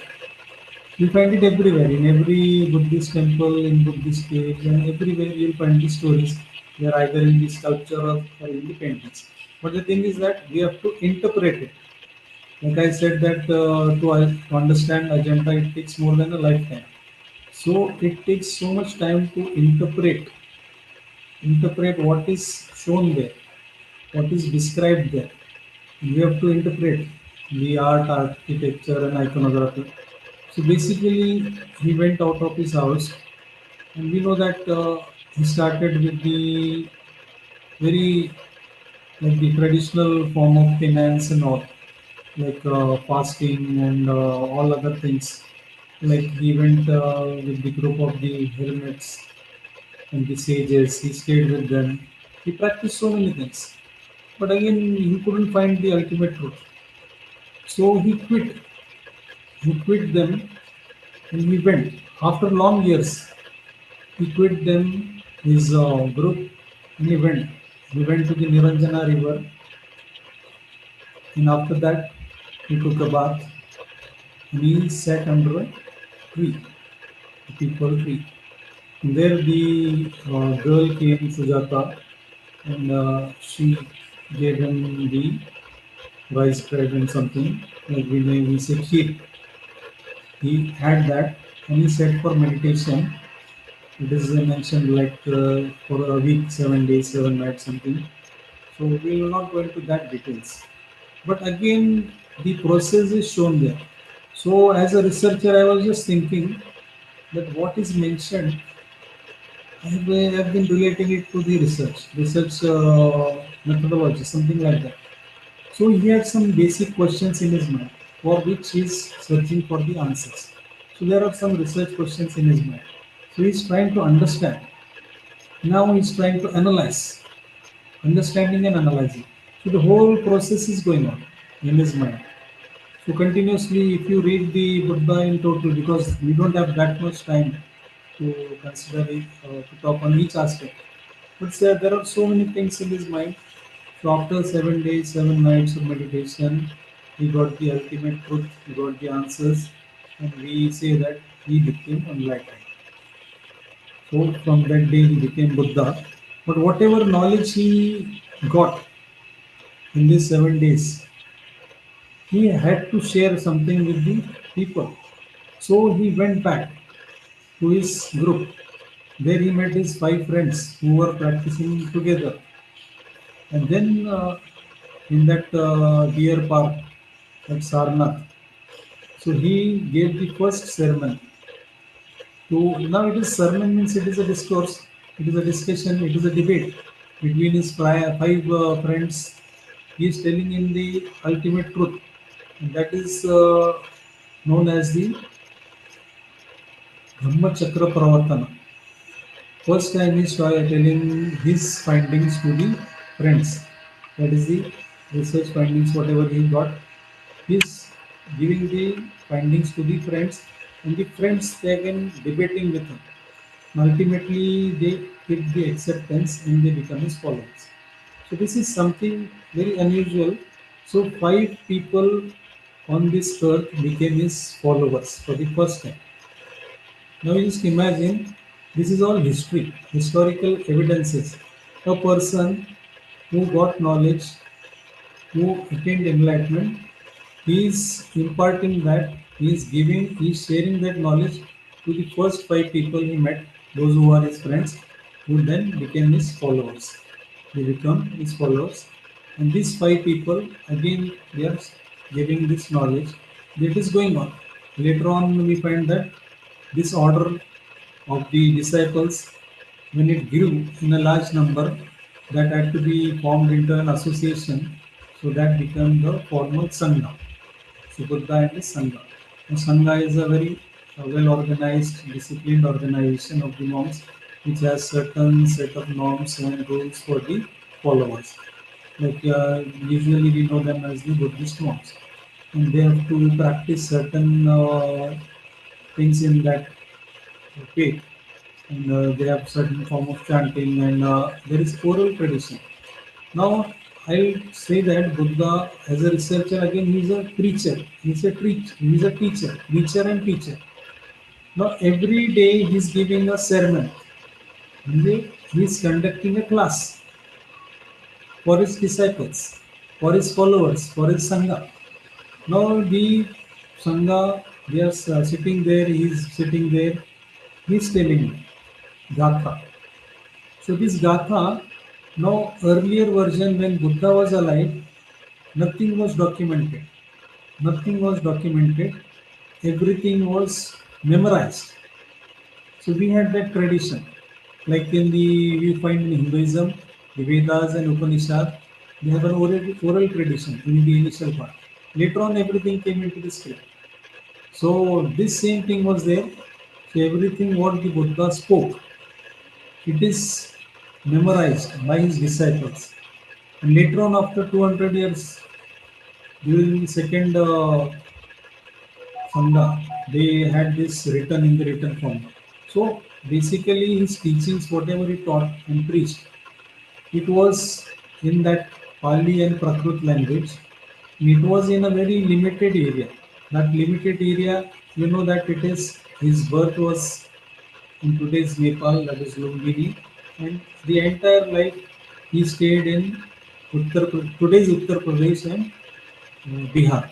So this entire region he was there, and for 45 years he was walking in that region. He never traveled by cart. He was always on his foot. So he traveled in this region, preaching his whatever philosophy knowledge which he had. Now Buddhism is many people have the misconception that Buddhism is a religion. Basically, I'll say it is not a religion. It is just a means of living your life. Anybody in the world can become a Buddhist, not by religion, just by following. So whatever we follow, the things taught by the Buddha, like basically what he has taught, what is the ultimate truth, what is he found out. Like basically, we can say that if you have read the Buddha, I am just summarizing. He found the ultimate truth. And the ultimate truth he has summarized in one single line. And I'll just see that line. The root cause of all sufferings in the world is desire. It is very simple and it is very meaningful. The root cause of all sufferings in the world is desire. In Hindi we say Krishna. दुख का जो कारण है वो तृष्णा है. If you stay away from this desire, then you will be happy. You will be satisfied. And how to stay out of that reason, out of that desire, out of this dukkha? He has given a solution. He has mentioned about the four Arya Satyas and the eightfold path.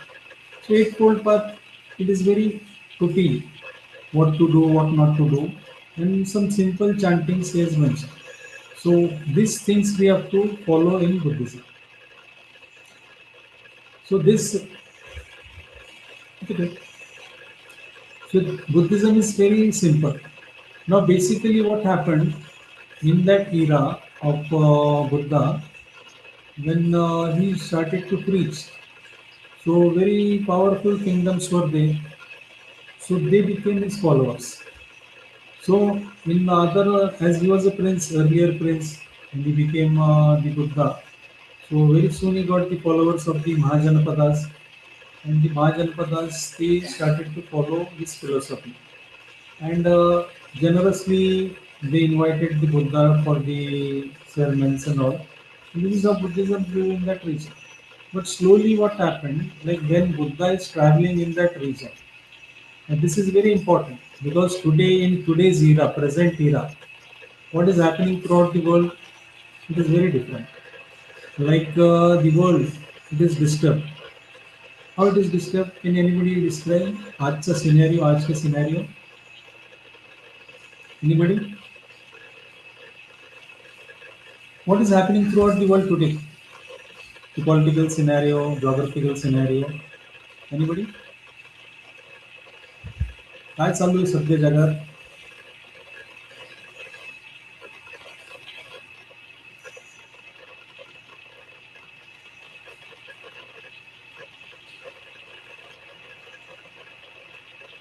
कोणीतरी बोला.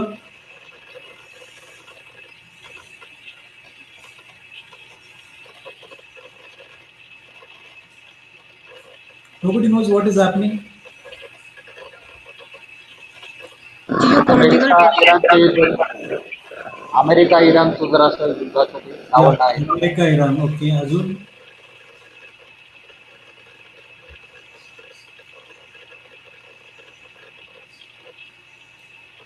America Iran बस झालं तेवढं. अजून काय असेल?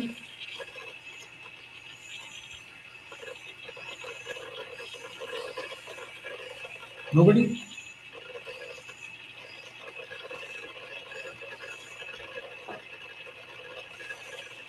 So we know in today's times what is happening throughout the world. There is no peace. There is no peace. Countries are fighting against each other. They are at war continuously. There is no peace on this earth today. So this scenario is not good for the entire humanity. So I'm just trying to relate why Buddha's philosophy was very successful, why people adopted that philosophy. Because after his time, during his lifetime, he preached to a very limited area. But after his Mahaparinirvana, we find that the Buddhism it reached to different parts of the world. How and why it reached? So after the Buddha, we have to take into consideration some part of the history. When Buddha was alive, there was peace everywhere in that ancient part of India. But after his Mahaparinirvana, means after his death, we find that again the Mahajanapadas they again extended their boundaries. So many extensions were there. And again they were at war. That started again. And we find Chandragupta Maurya and we come up till Ashoka. Everybody wants to expand his empire, expand his territory. But when Ashoka, this is a very turning point in the world history, when Ashoka extended his empire and a small, I'll say it is not a war, a small battle in Kalinga, because the magnitude of his empire is very big and Kalinga is very small in Odisha, today's Odisha. So the Kalinga war or the Kalinga battle, we say that so many lakh people were killed and so many. It is just an illustration, lakh people, ek lakh loga marne. There is no count. But many people were killed and they were slain and so many injured and so many things. And that time when Ashoka saw this, that he had something in his mind, he was upset and something happened. Then the story goes, he met a monk and something, then he adopted Buddhism. So when he adopted Buddhism, so then the story of the India, country India or the ancient India changes.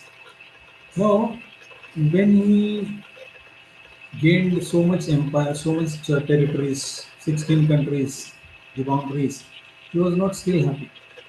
So he became a Buddhist. Then he found that the ultimate truth is peace, not war. So throughout the this part of the world, there was no war. It was completely peace. And when peace comes, then it is a favorable condition for the prosperity. So India became a very prosperous nation, ancient India, from that time because peace was prevailing, right? So that is happening. So basically, two three things I would like to relate.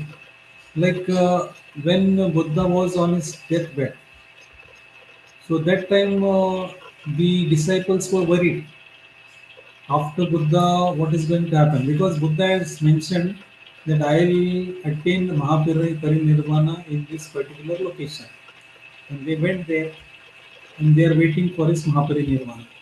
So his disciple Ananda.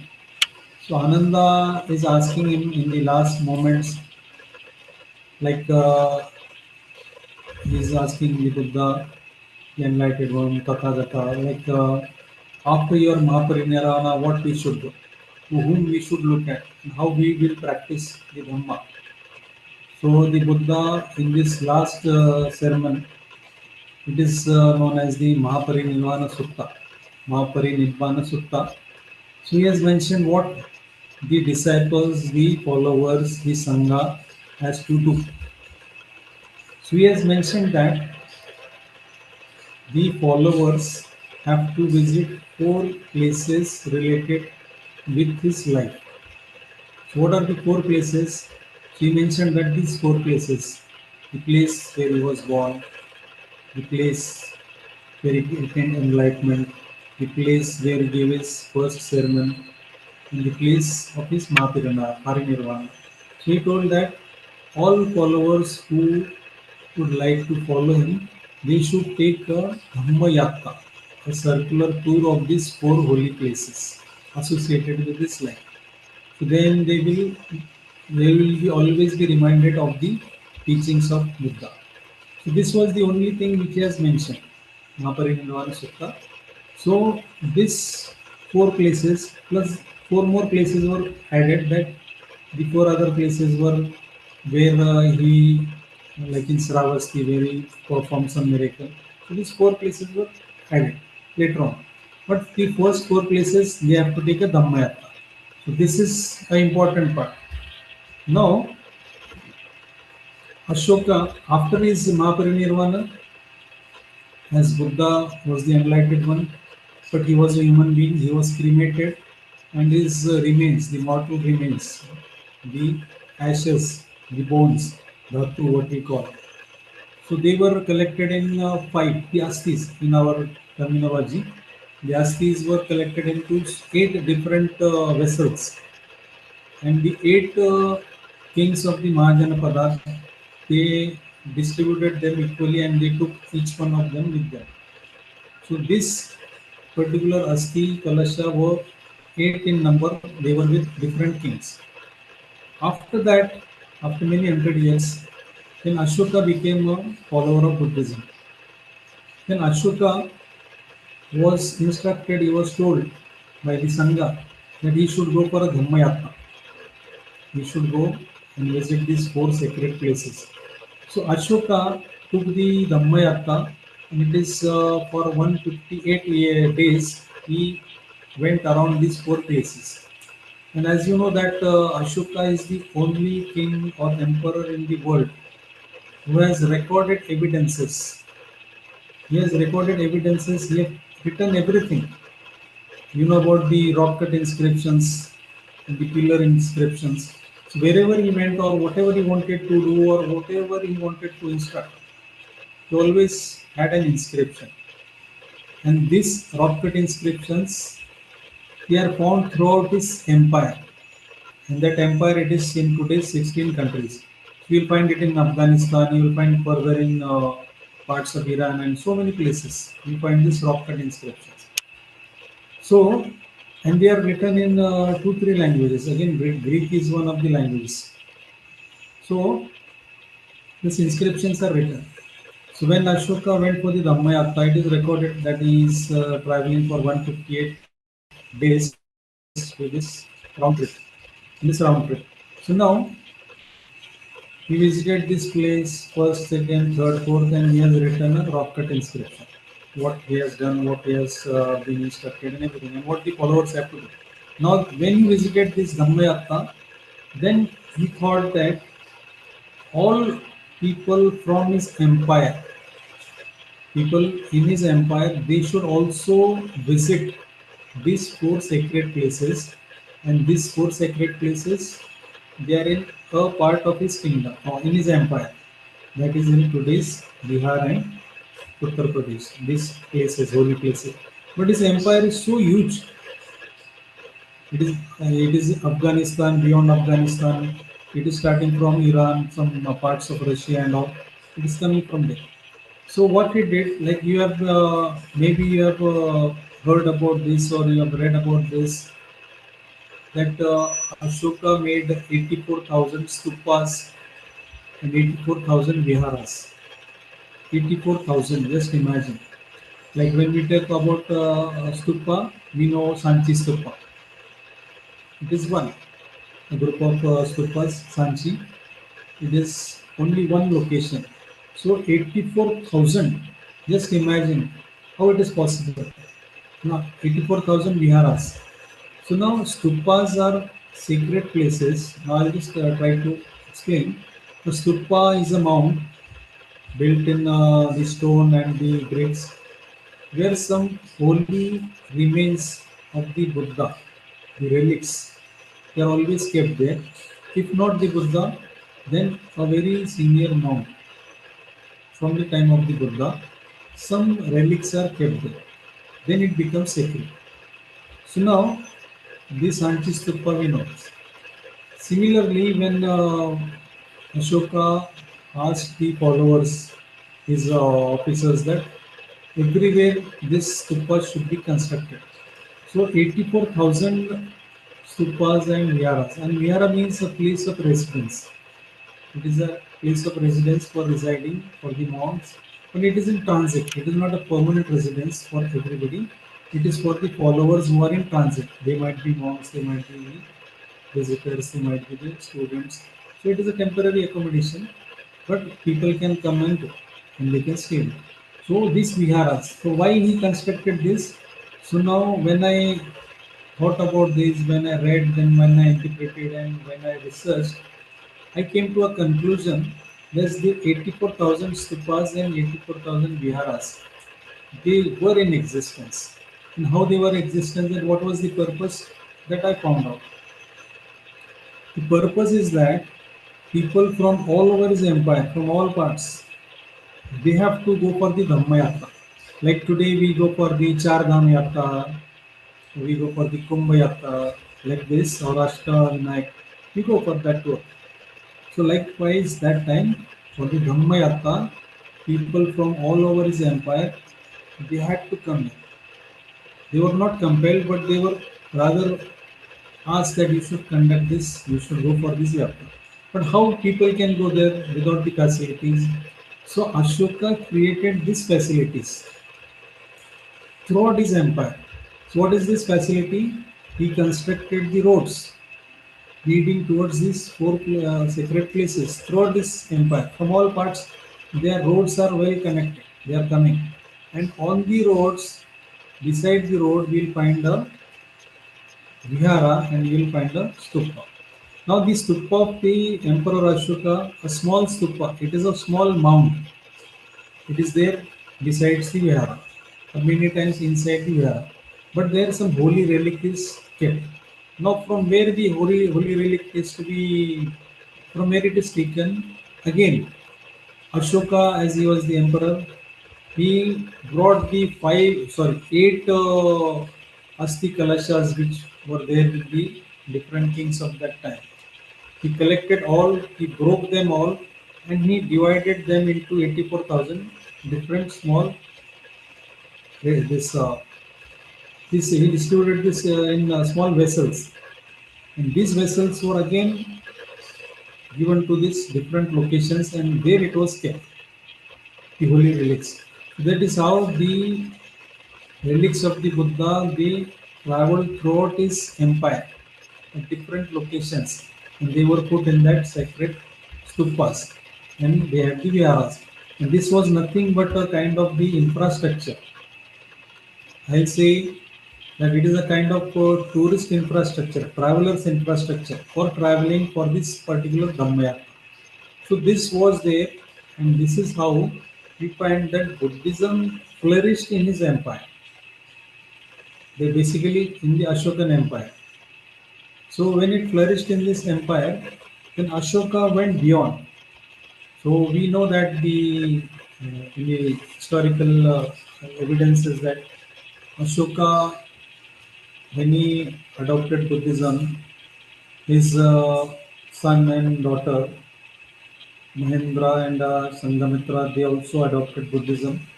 And Ashoka, when he went to the place of enlightenment under the Bodhi tree, he built a diamond throne. Like, the throne is still available, the place. And he took a sapling of that holy tree and he gave it to his son and daughter, who in turn they went to Sri Lanka and they gave it the sapling as a gift to the people of Sri Lanka and they planted it. So we had a branch of the holy sacred tree in Sri Lanka. But later on, the original holy tree, after many hundred years, it was destroyed. It was destroyed by some fanatics again due to the natural conditions. But again, the same sapling from Sri Lanka was brought back. And again, it was replanted. And again, today we have the same tree at Bodh Gaya. The same. And one more branch is there. Recently in 2012, the branch was planted at Sanchi, beside Sanchi, because it is mentioned that the Sanghamitra and Mahendra started their journey to Sri Lanka from Sanchi. So as a memory, they have planted again there recently. So likewise, Buddhism traveled to Sri Lanka. Now basically, whatever Buddha taught, earlier it was the oral tradition, later on it became in the written form. So the text, they were in different languages, Pali, Prakrit, even Sanskrit. And again, the Tibetans, they translated they have their own version. So again, this was distributed. Again, the literature traveled to Sri Lanka. It was translated into Sinhalese. Again, too many countries, the local translations was there. So now Buddhism went till Sri Lanka. From there again it went ahead. And as I mentioned about Nalanda and the other universities, the people, the students came there, they became the followers. Again, religion traveled with them. So this form of Buddhism, it spread throughout the South Asia. And the influence is so much. You have to understand the influence. Like when we have Ajanta paintings, where everything is depicted. Similar paintings are available in Sri Lanka, Sigiriya, in the caves of Sigiriya. Same paintings are there depicting the life, but they are in different version because the change in the painting style is there. So that you'll find in Sri Lanka. Again, the most of the paintings, more large in numbers than India and Sri Lanka, we find it in China. The Chinese caves throughout the China, we find thousands of caves which are having the paintings of the Buddha and the sculptures of the Buddha, especially the Donyang caves. It is in kilometers. So you'll find every sort of Buddhist painting in that region also.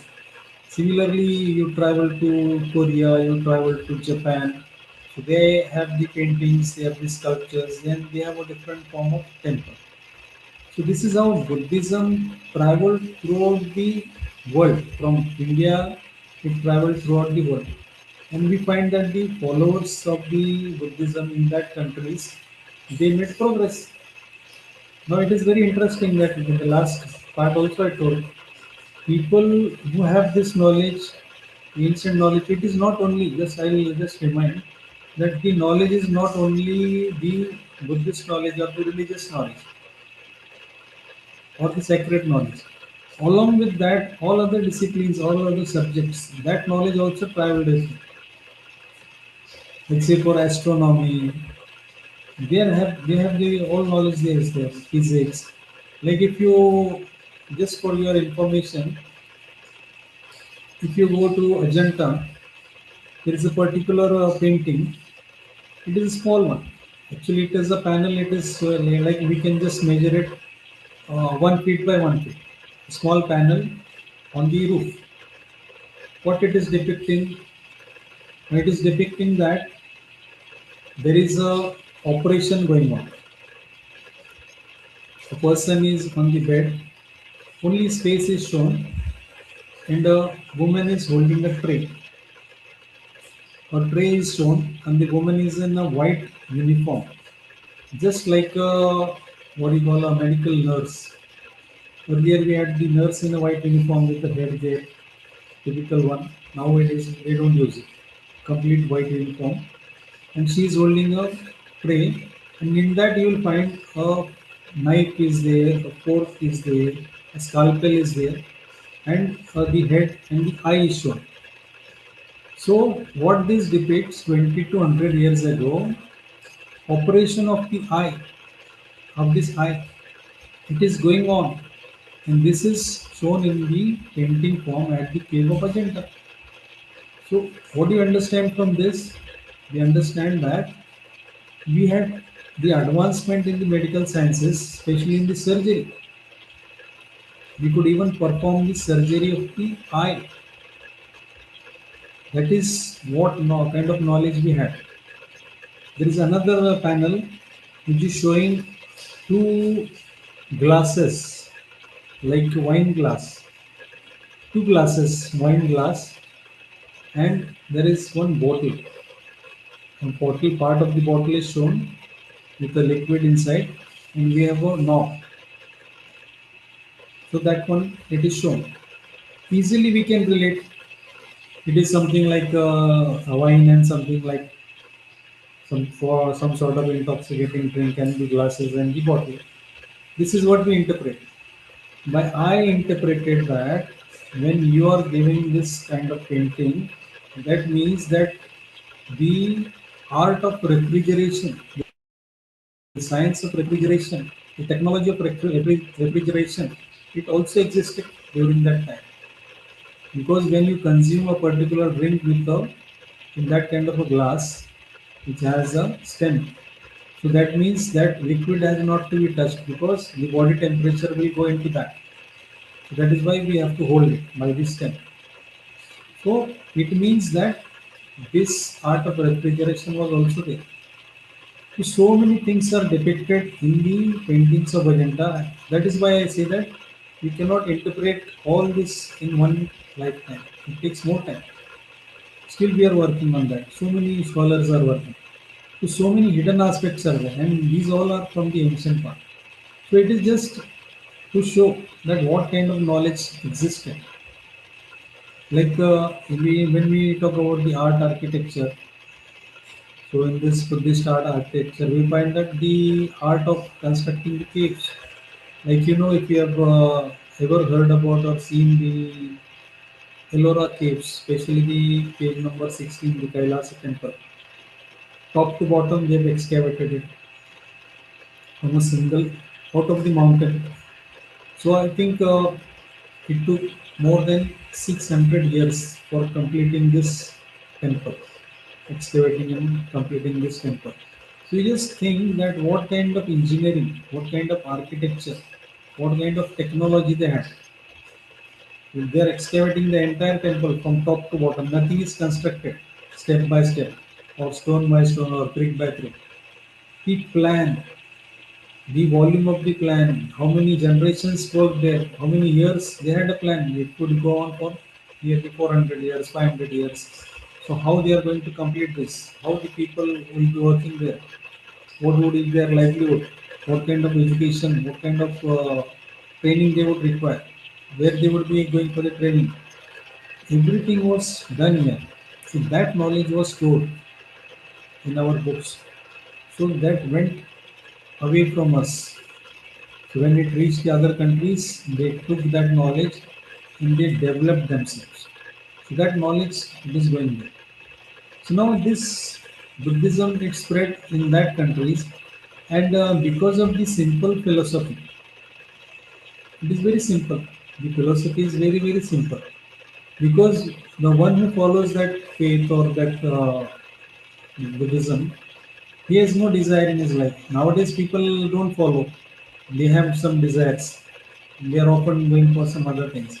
But the person who really follows Buddhism, he is very cool.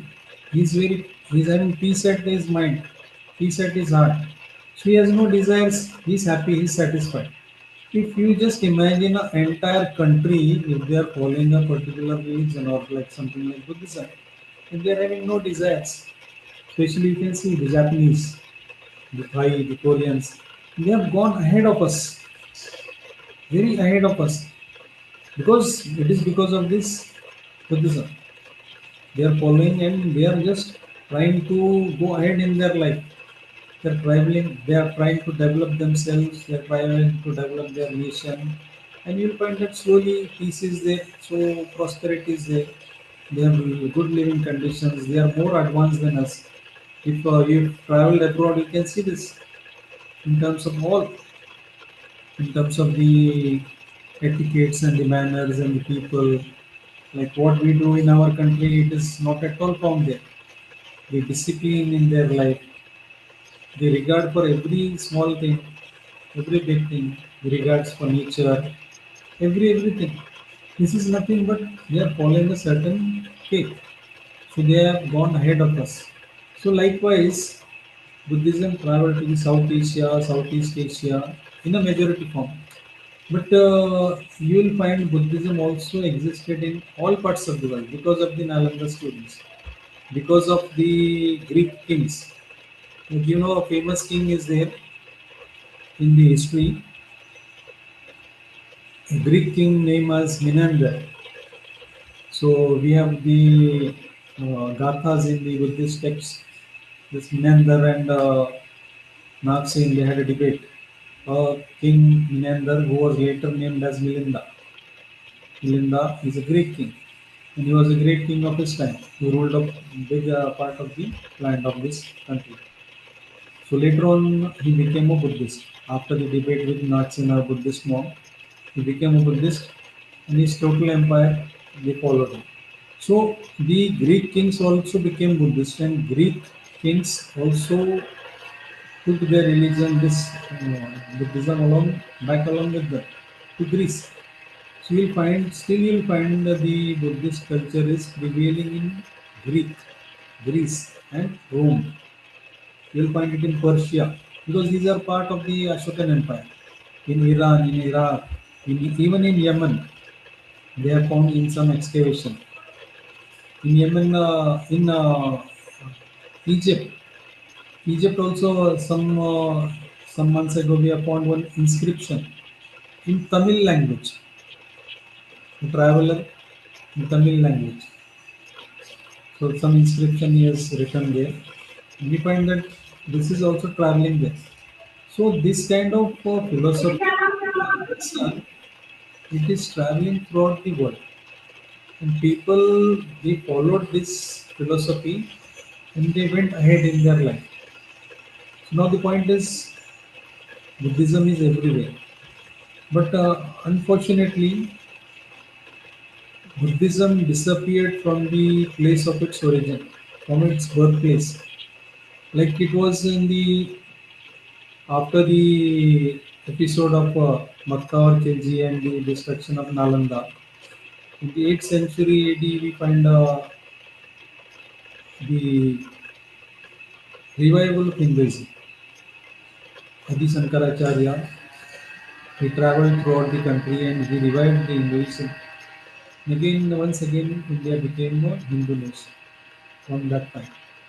Again, revival of Buddhism was there in 1956 when Dr. Ambedkar, after a long time studying the different religions, he adopted Buddhism in 14th November, sorry, 14th October 1956.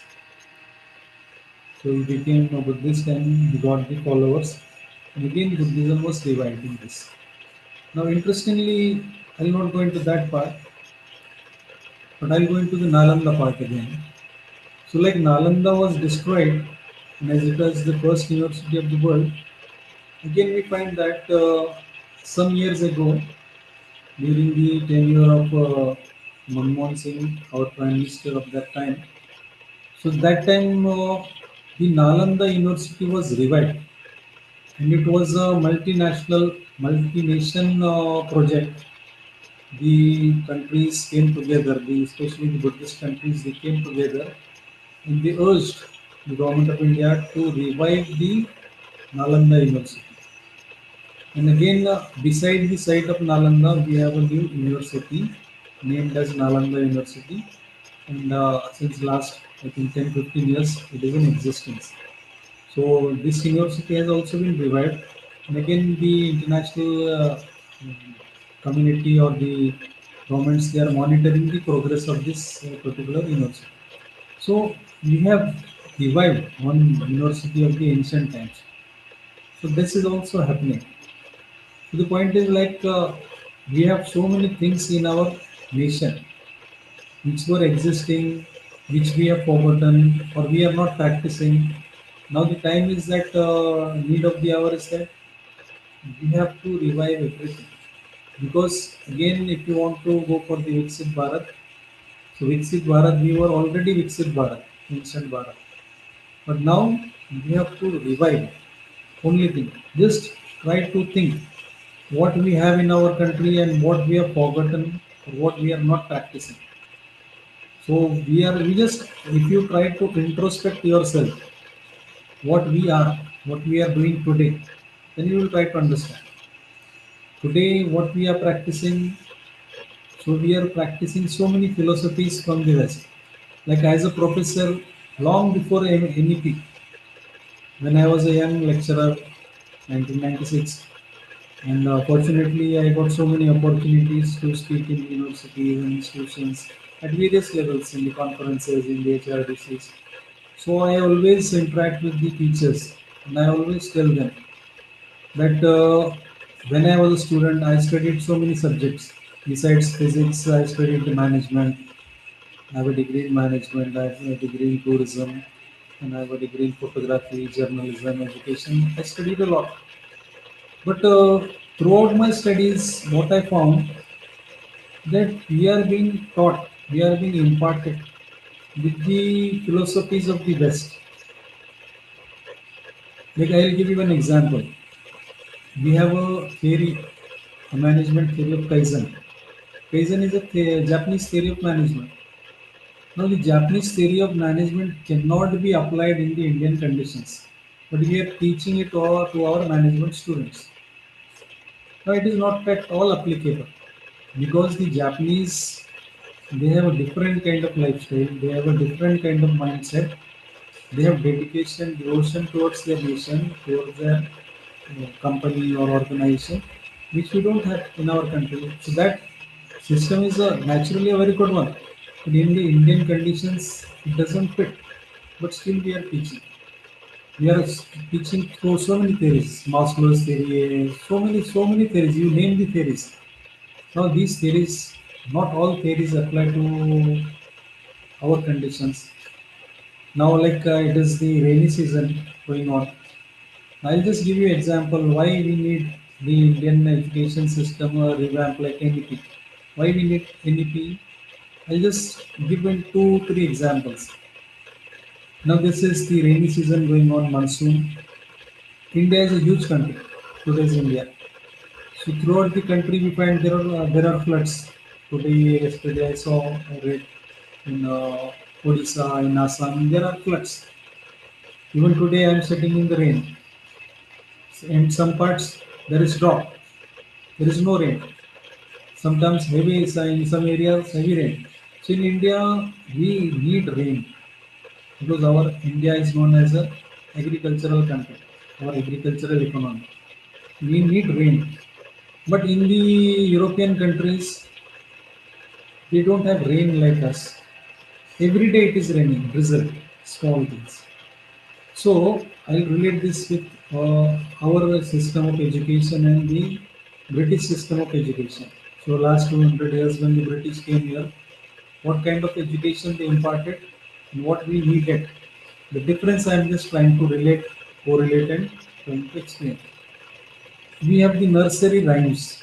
Small children in the school, we teach them even in our home.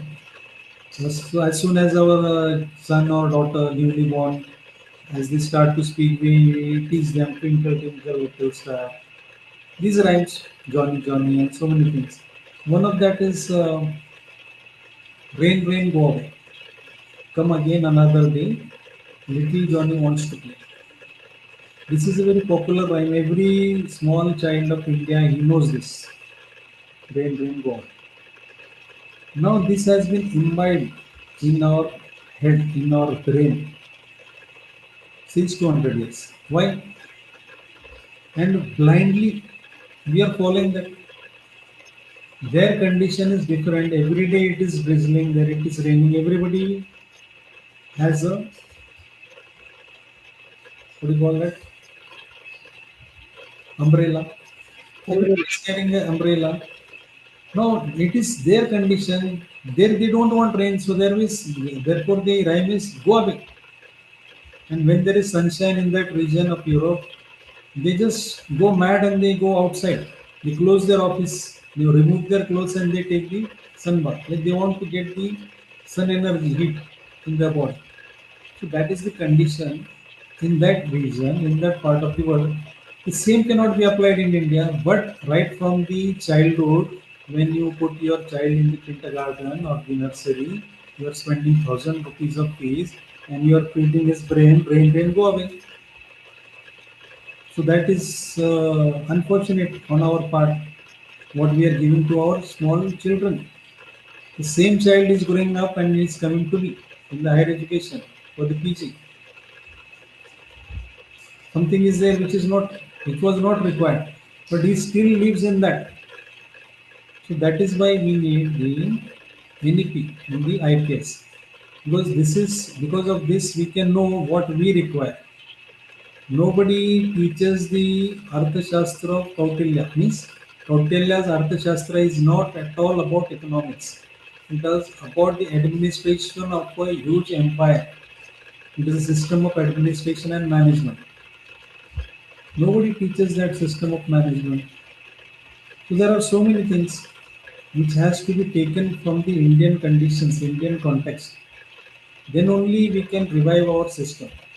So I think that we should be very serious about the education, because as the important stakeholders of our nation, we have a great responsibility to develop our students. So that is why in my case that we have taken an initiative, like it is my life's vision, myself and my colleague who also happens to be my wife, Dr. Madhuri Sawan. Together we have taken a vision that we are grooming, motivating the students to become good teachers. So every year, 2, 3 students we send them into the industry, like in the academics, at the UG level, PG level, throughout the country, throughout the world. So more than 150 of my students, we have motivated them to become the teachers at various levels. And some of them they have become professors and directors and HODs, principals. Every year, 2, 3 students they join us, assistant professors. The thing is that it is not that everybody willingly wants to become a teacher. And you know that how the system works in our country. But we want dedicated teachers who really want to make a change in our society for the betterment of the nation. Right? With this, I will just end my session with a quote from Dr. Ambedkar. Dr. Ambedkar, as you know, that he is the symbol of knowledge. I will not talk on that. But when he was in Elphinstone College in 1951, while addressing the students and the teachers in Elphinstone, he has mentioned that the universities and the colleges are the sacred abodes of higher learning. Universities and colleges are sacred abodes of higher learning. The professors and students, they should work for creation of knowledge which would be beneficial for the society and the nation. And this knowledge can be created by the teachers and students alone. So this is the expectation of Dr. Ambedkar. So likewise, we should also try to create some sort of good knowledge which would be useful for our society, for our students, for our community, for our nation. And this creation of knowledge is not the thing which one can individually do. It takes a team. So you have to involve your colleagues, you have to involve your students, because there is no shame of involving our students, because the students live in a generation, 2, 3 generations ahead of us. They have a different kind of mindset. We have to understand their mindset, the Gen Z and Alpha. And accordingly, we have to create the knowledge, because the future is the Gen Z and Alpha. So with this, I'll appeal that all participants they would take some efforts to educate themselves, to understand from the students, and they would work for the betterment of our own country, and ultimately we will lead to the Viksit Bharat 2047. So thank you very much for listening to me. Thank you, madam. If you have Thank you, anything sir. to ask, we will just have a small discussion.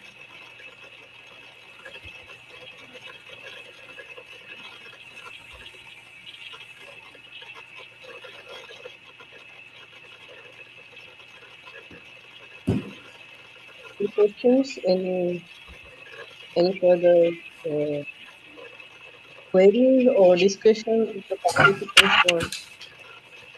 Session is open now.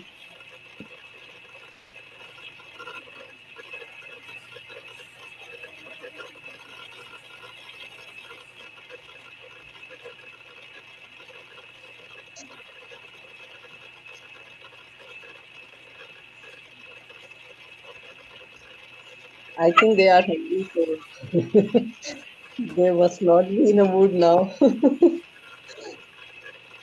But the participants should be active. Hello, madam. Yes, yes, yes.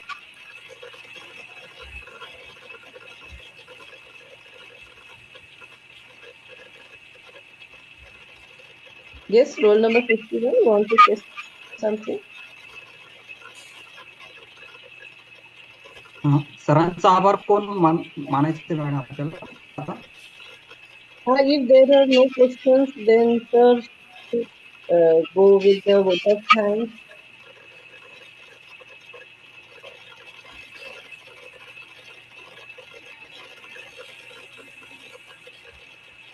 I think as there are no responses from the participant side, no questions.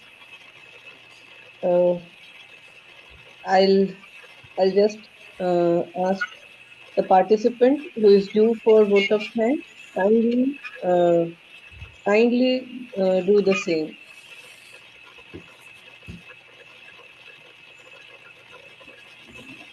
29 or 29? 29? Are you there?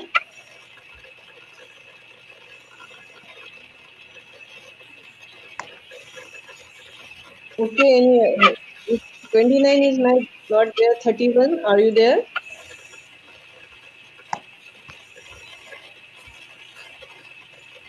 Yes, ma'am. Please conclude the session by expressing thanks to our research person. Okay, ma'am. आदरणीय Rajesh रागड़े sir का मैं बहुत बहुत धन्यवाद करना चाहूँगी कि उन्होंने हमको भारतीय ज्ञान परंपरा से संबंधित विभिन्न विचारों से अवगत कराया। मैं बहुत बहुत धन्यवाद करना चाहूँगी उनके ये जो विचार है कि आज हमारे जो मध्य प्रदेश में काफ़ी इसमें एक प्रकोष्ठ बनाया गया है और उसमें बहुत सारे कार्य हमको सौंपे गए हैं, तो उसमें हम बेहतर तरीके से अपना प्रदर्शन कर पाएंगे। बहुत बहुत धन्यवाद sir. Thank you, sir. Thank you for delivering such enlightening Thank you, and sir. inspiring sessions. Uh, from the bottom of my heart, I express my thanks on behalf of the MMTTC and from the participants as well. And thank you so much for Thank you, ma'am. continuous two sessions. It's very hectic, but it was very nice listening to the new thoughts. I think the Yes. participants will definitely benefit from your thoughts. Thank you. Thank you, sir. Thank you, ma'am. Thank Have you a so nice much, sir. day. Thank you. Thank you, sir. Sir. Thank you, sir. Thank you. Thank you, sir. Very nice session, sir.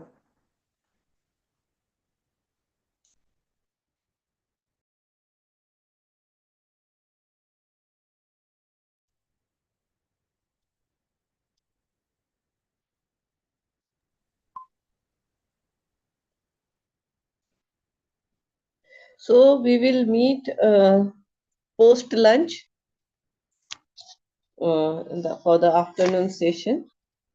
And just let me know who is going to introduce the resource person and who is going to express vote of thanks, so that we can decide now, so that it should not be embarrassing before the resource person to call for the names of the persons who are going to introduce or express vote of thanks. Ma'am 31 number मैं introduce करवाऊंगी ma'am को। Okay, और जी। Vote of thanks कौन देगा?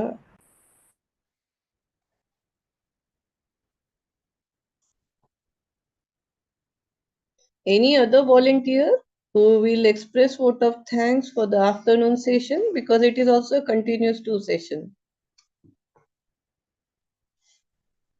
See, I think that there is a schedule given to who is going to introduce, who is going to thank, but it is not being followed. This is what I have noticed. Only few volunteers like 31 now also express vote of thanks and is going to introduce. Now, apart from her, any other participants? After 31, who is there? जी ma'am, hello Yes. जी ma'am, हाँ. आप कुछ कह रहे थे? 31 के बाद और कौन है? कौन सा नंबर है? 34 है या 32 है क्या?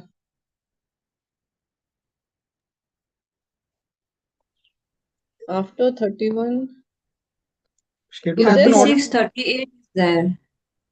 36? Can you hear me? 36? Roll number 36? Yes, madam.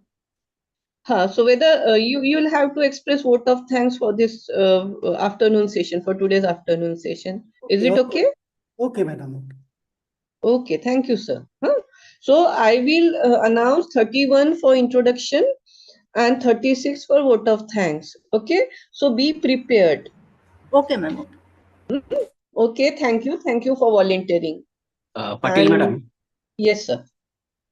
माझा फीडबॅक लिंक ओपनच होत नाही, फार दिक्कत येईल त्याला. कुणाशी संपर्क हो. करावा? गौरव आहे ना? मी गौरवला सांगते. तुमचा नंबर काय होता? 14 आहे सर, 14. 14 आहे. तुम्हाला केव्हापासून हा प्रॉब्लेम येतोय? मी 4 दिवस झाला ट्राय करतो, पण ती सगळी माहिती भरली, पण ती ओपन होत नाही मॅडम. पासवर्ड वगैरे सगळं टाक. ओके, तुमचं लिंक ओपन आहे. मी गौरवला कॉन्टॅक्ट करा. मी गौरवला सांगते. रोल नंबर 14 चा issue. Okay. Just now I tell. Okay. Let us try to resolve your issue. Okay. Okay. Okay.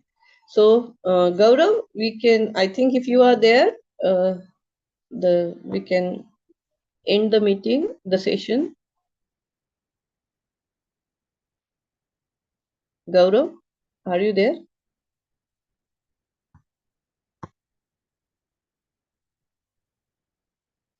Okay, I'll just try to contact him. Just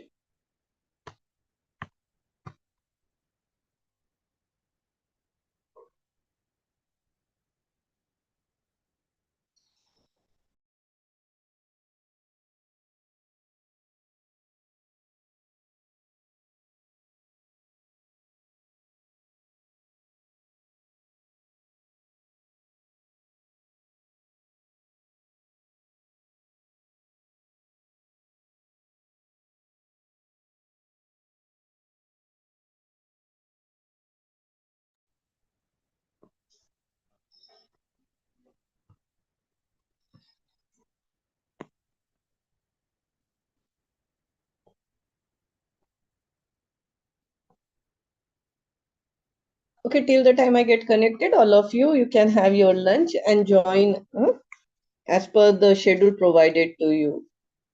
It is 2:45 or something for attendance. Okay, madam. Thank you. Okay, thank you. Okay, thank you, madam. Thank you.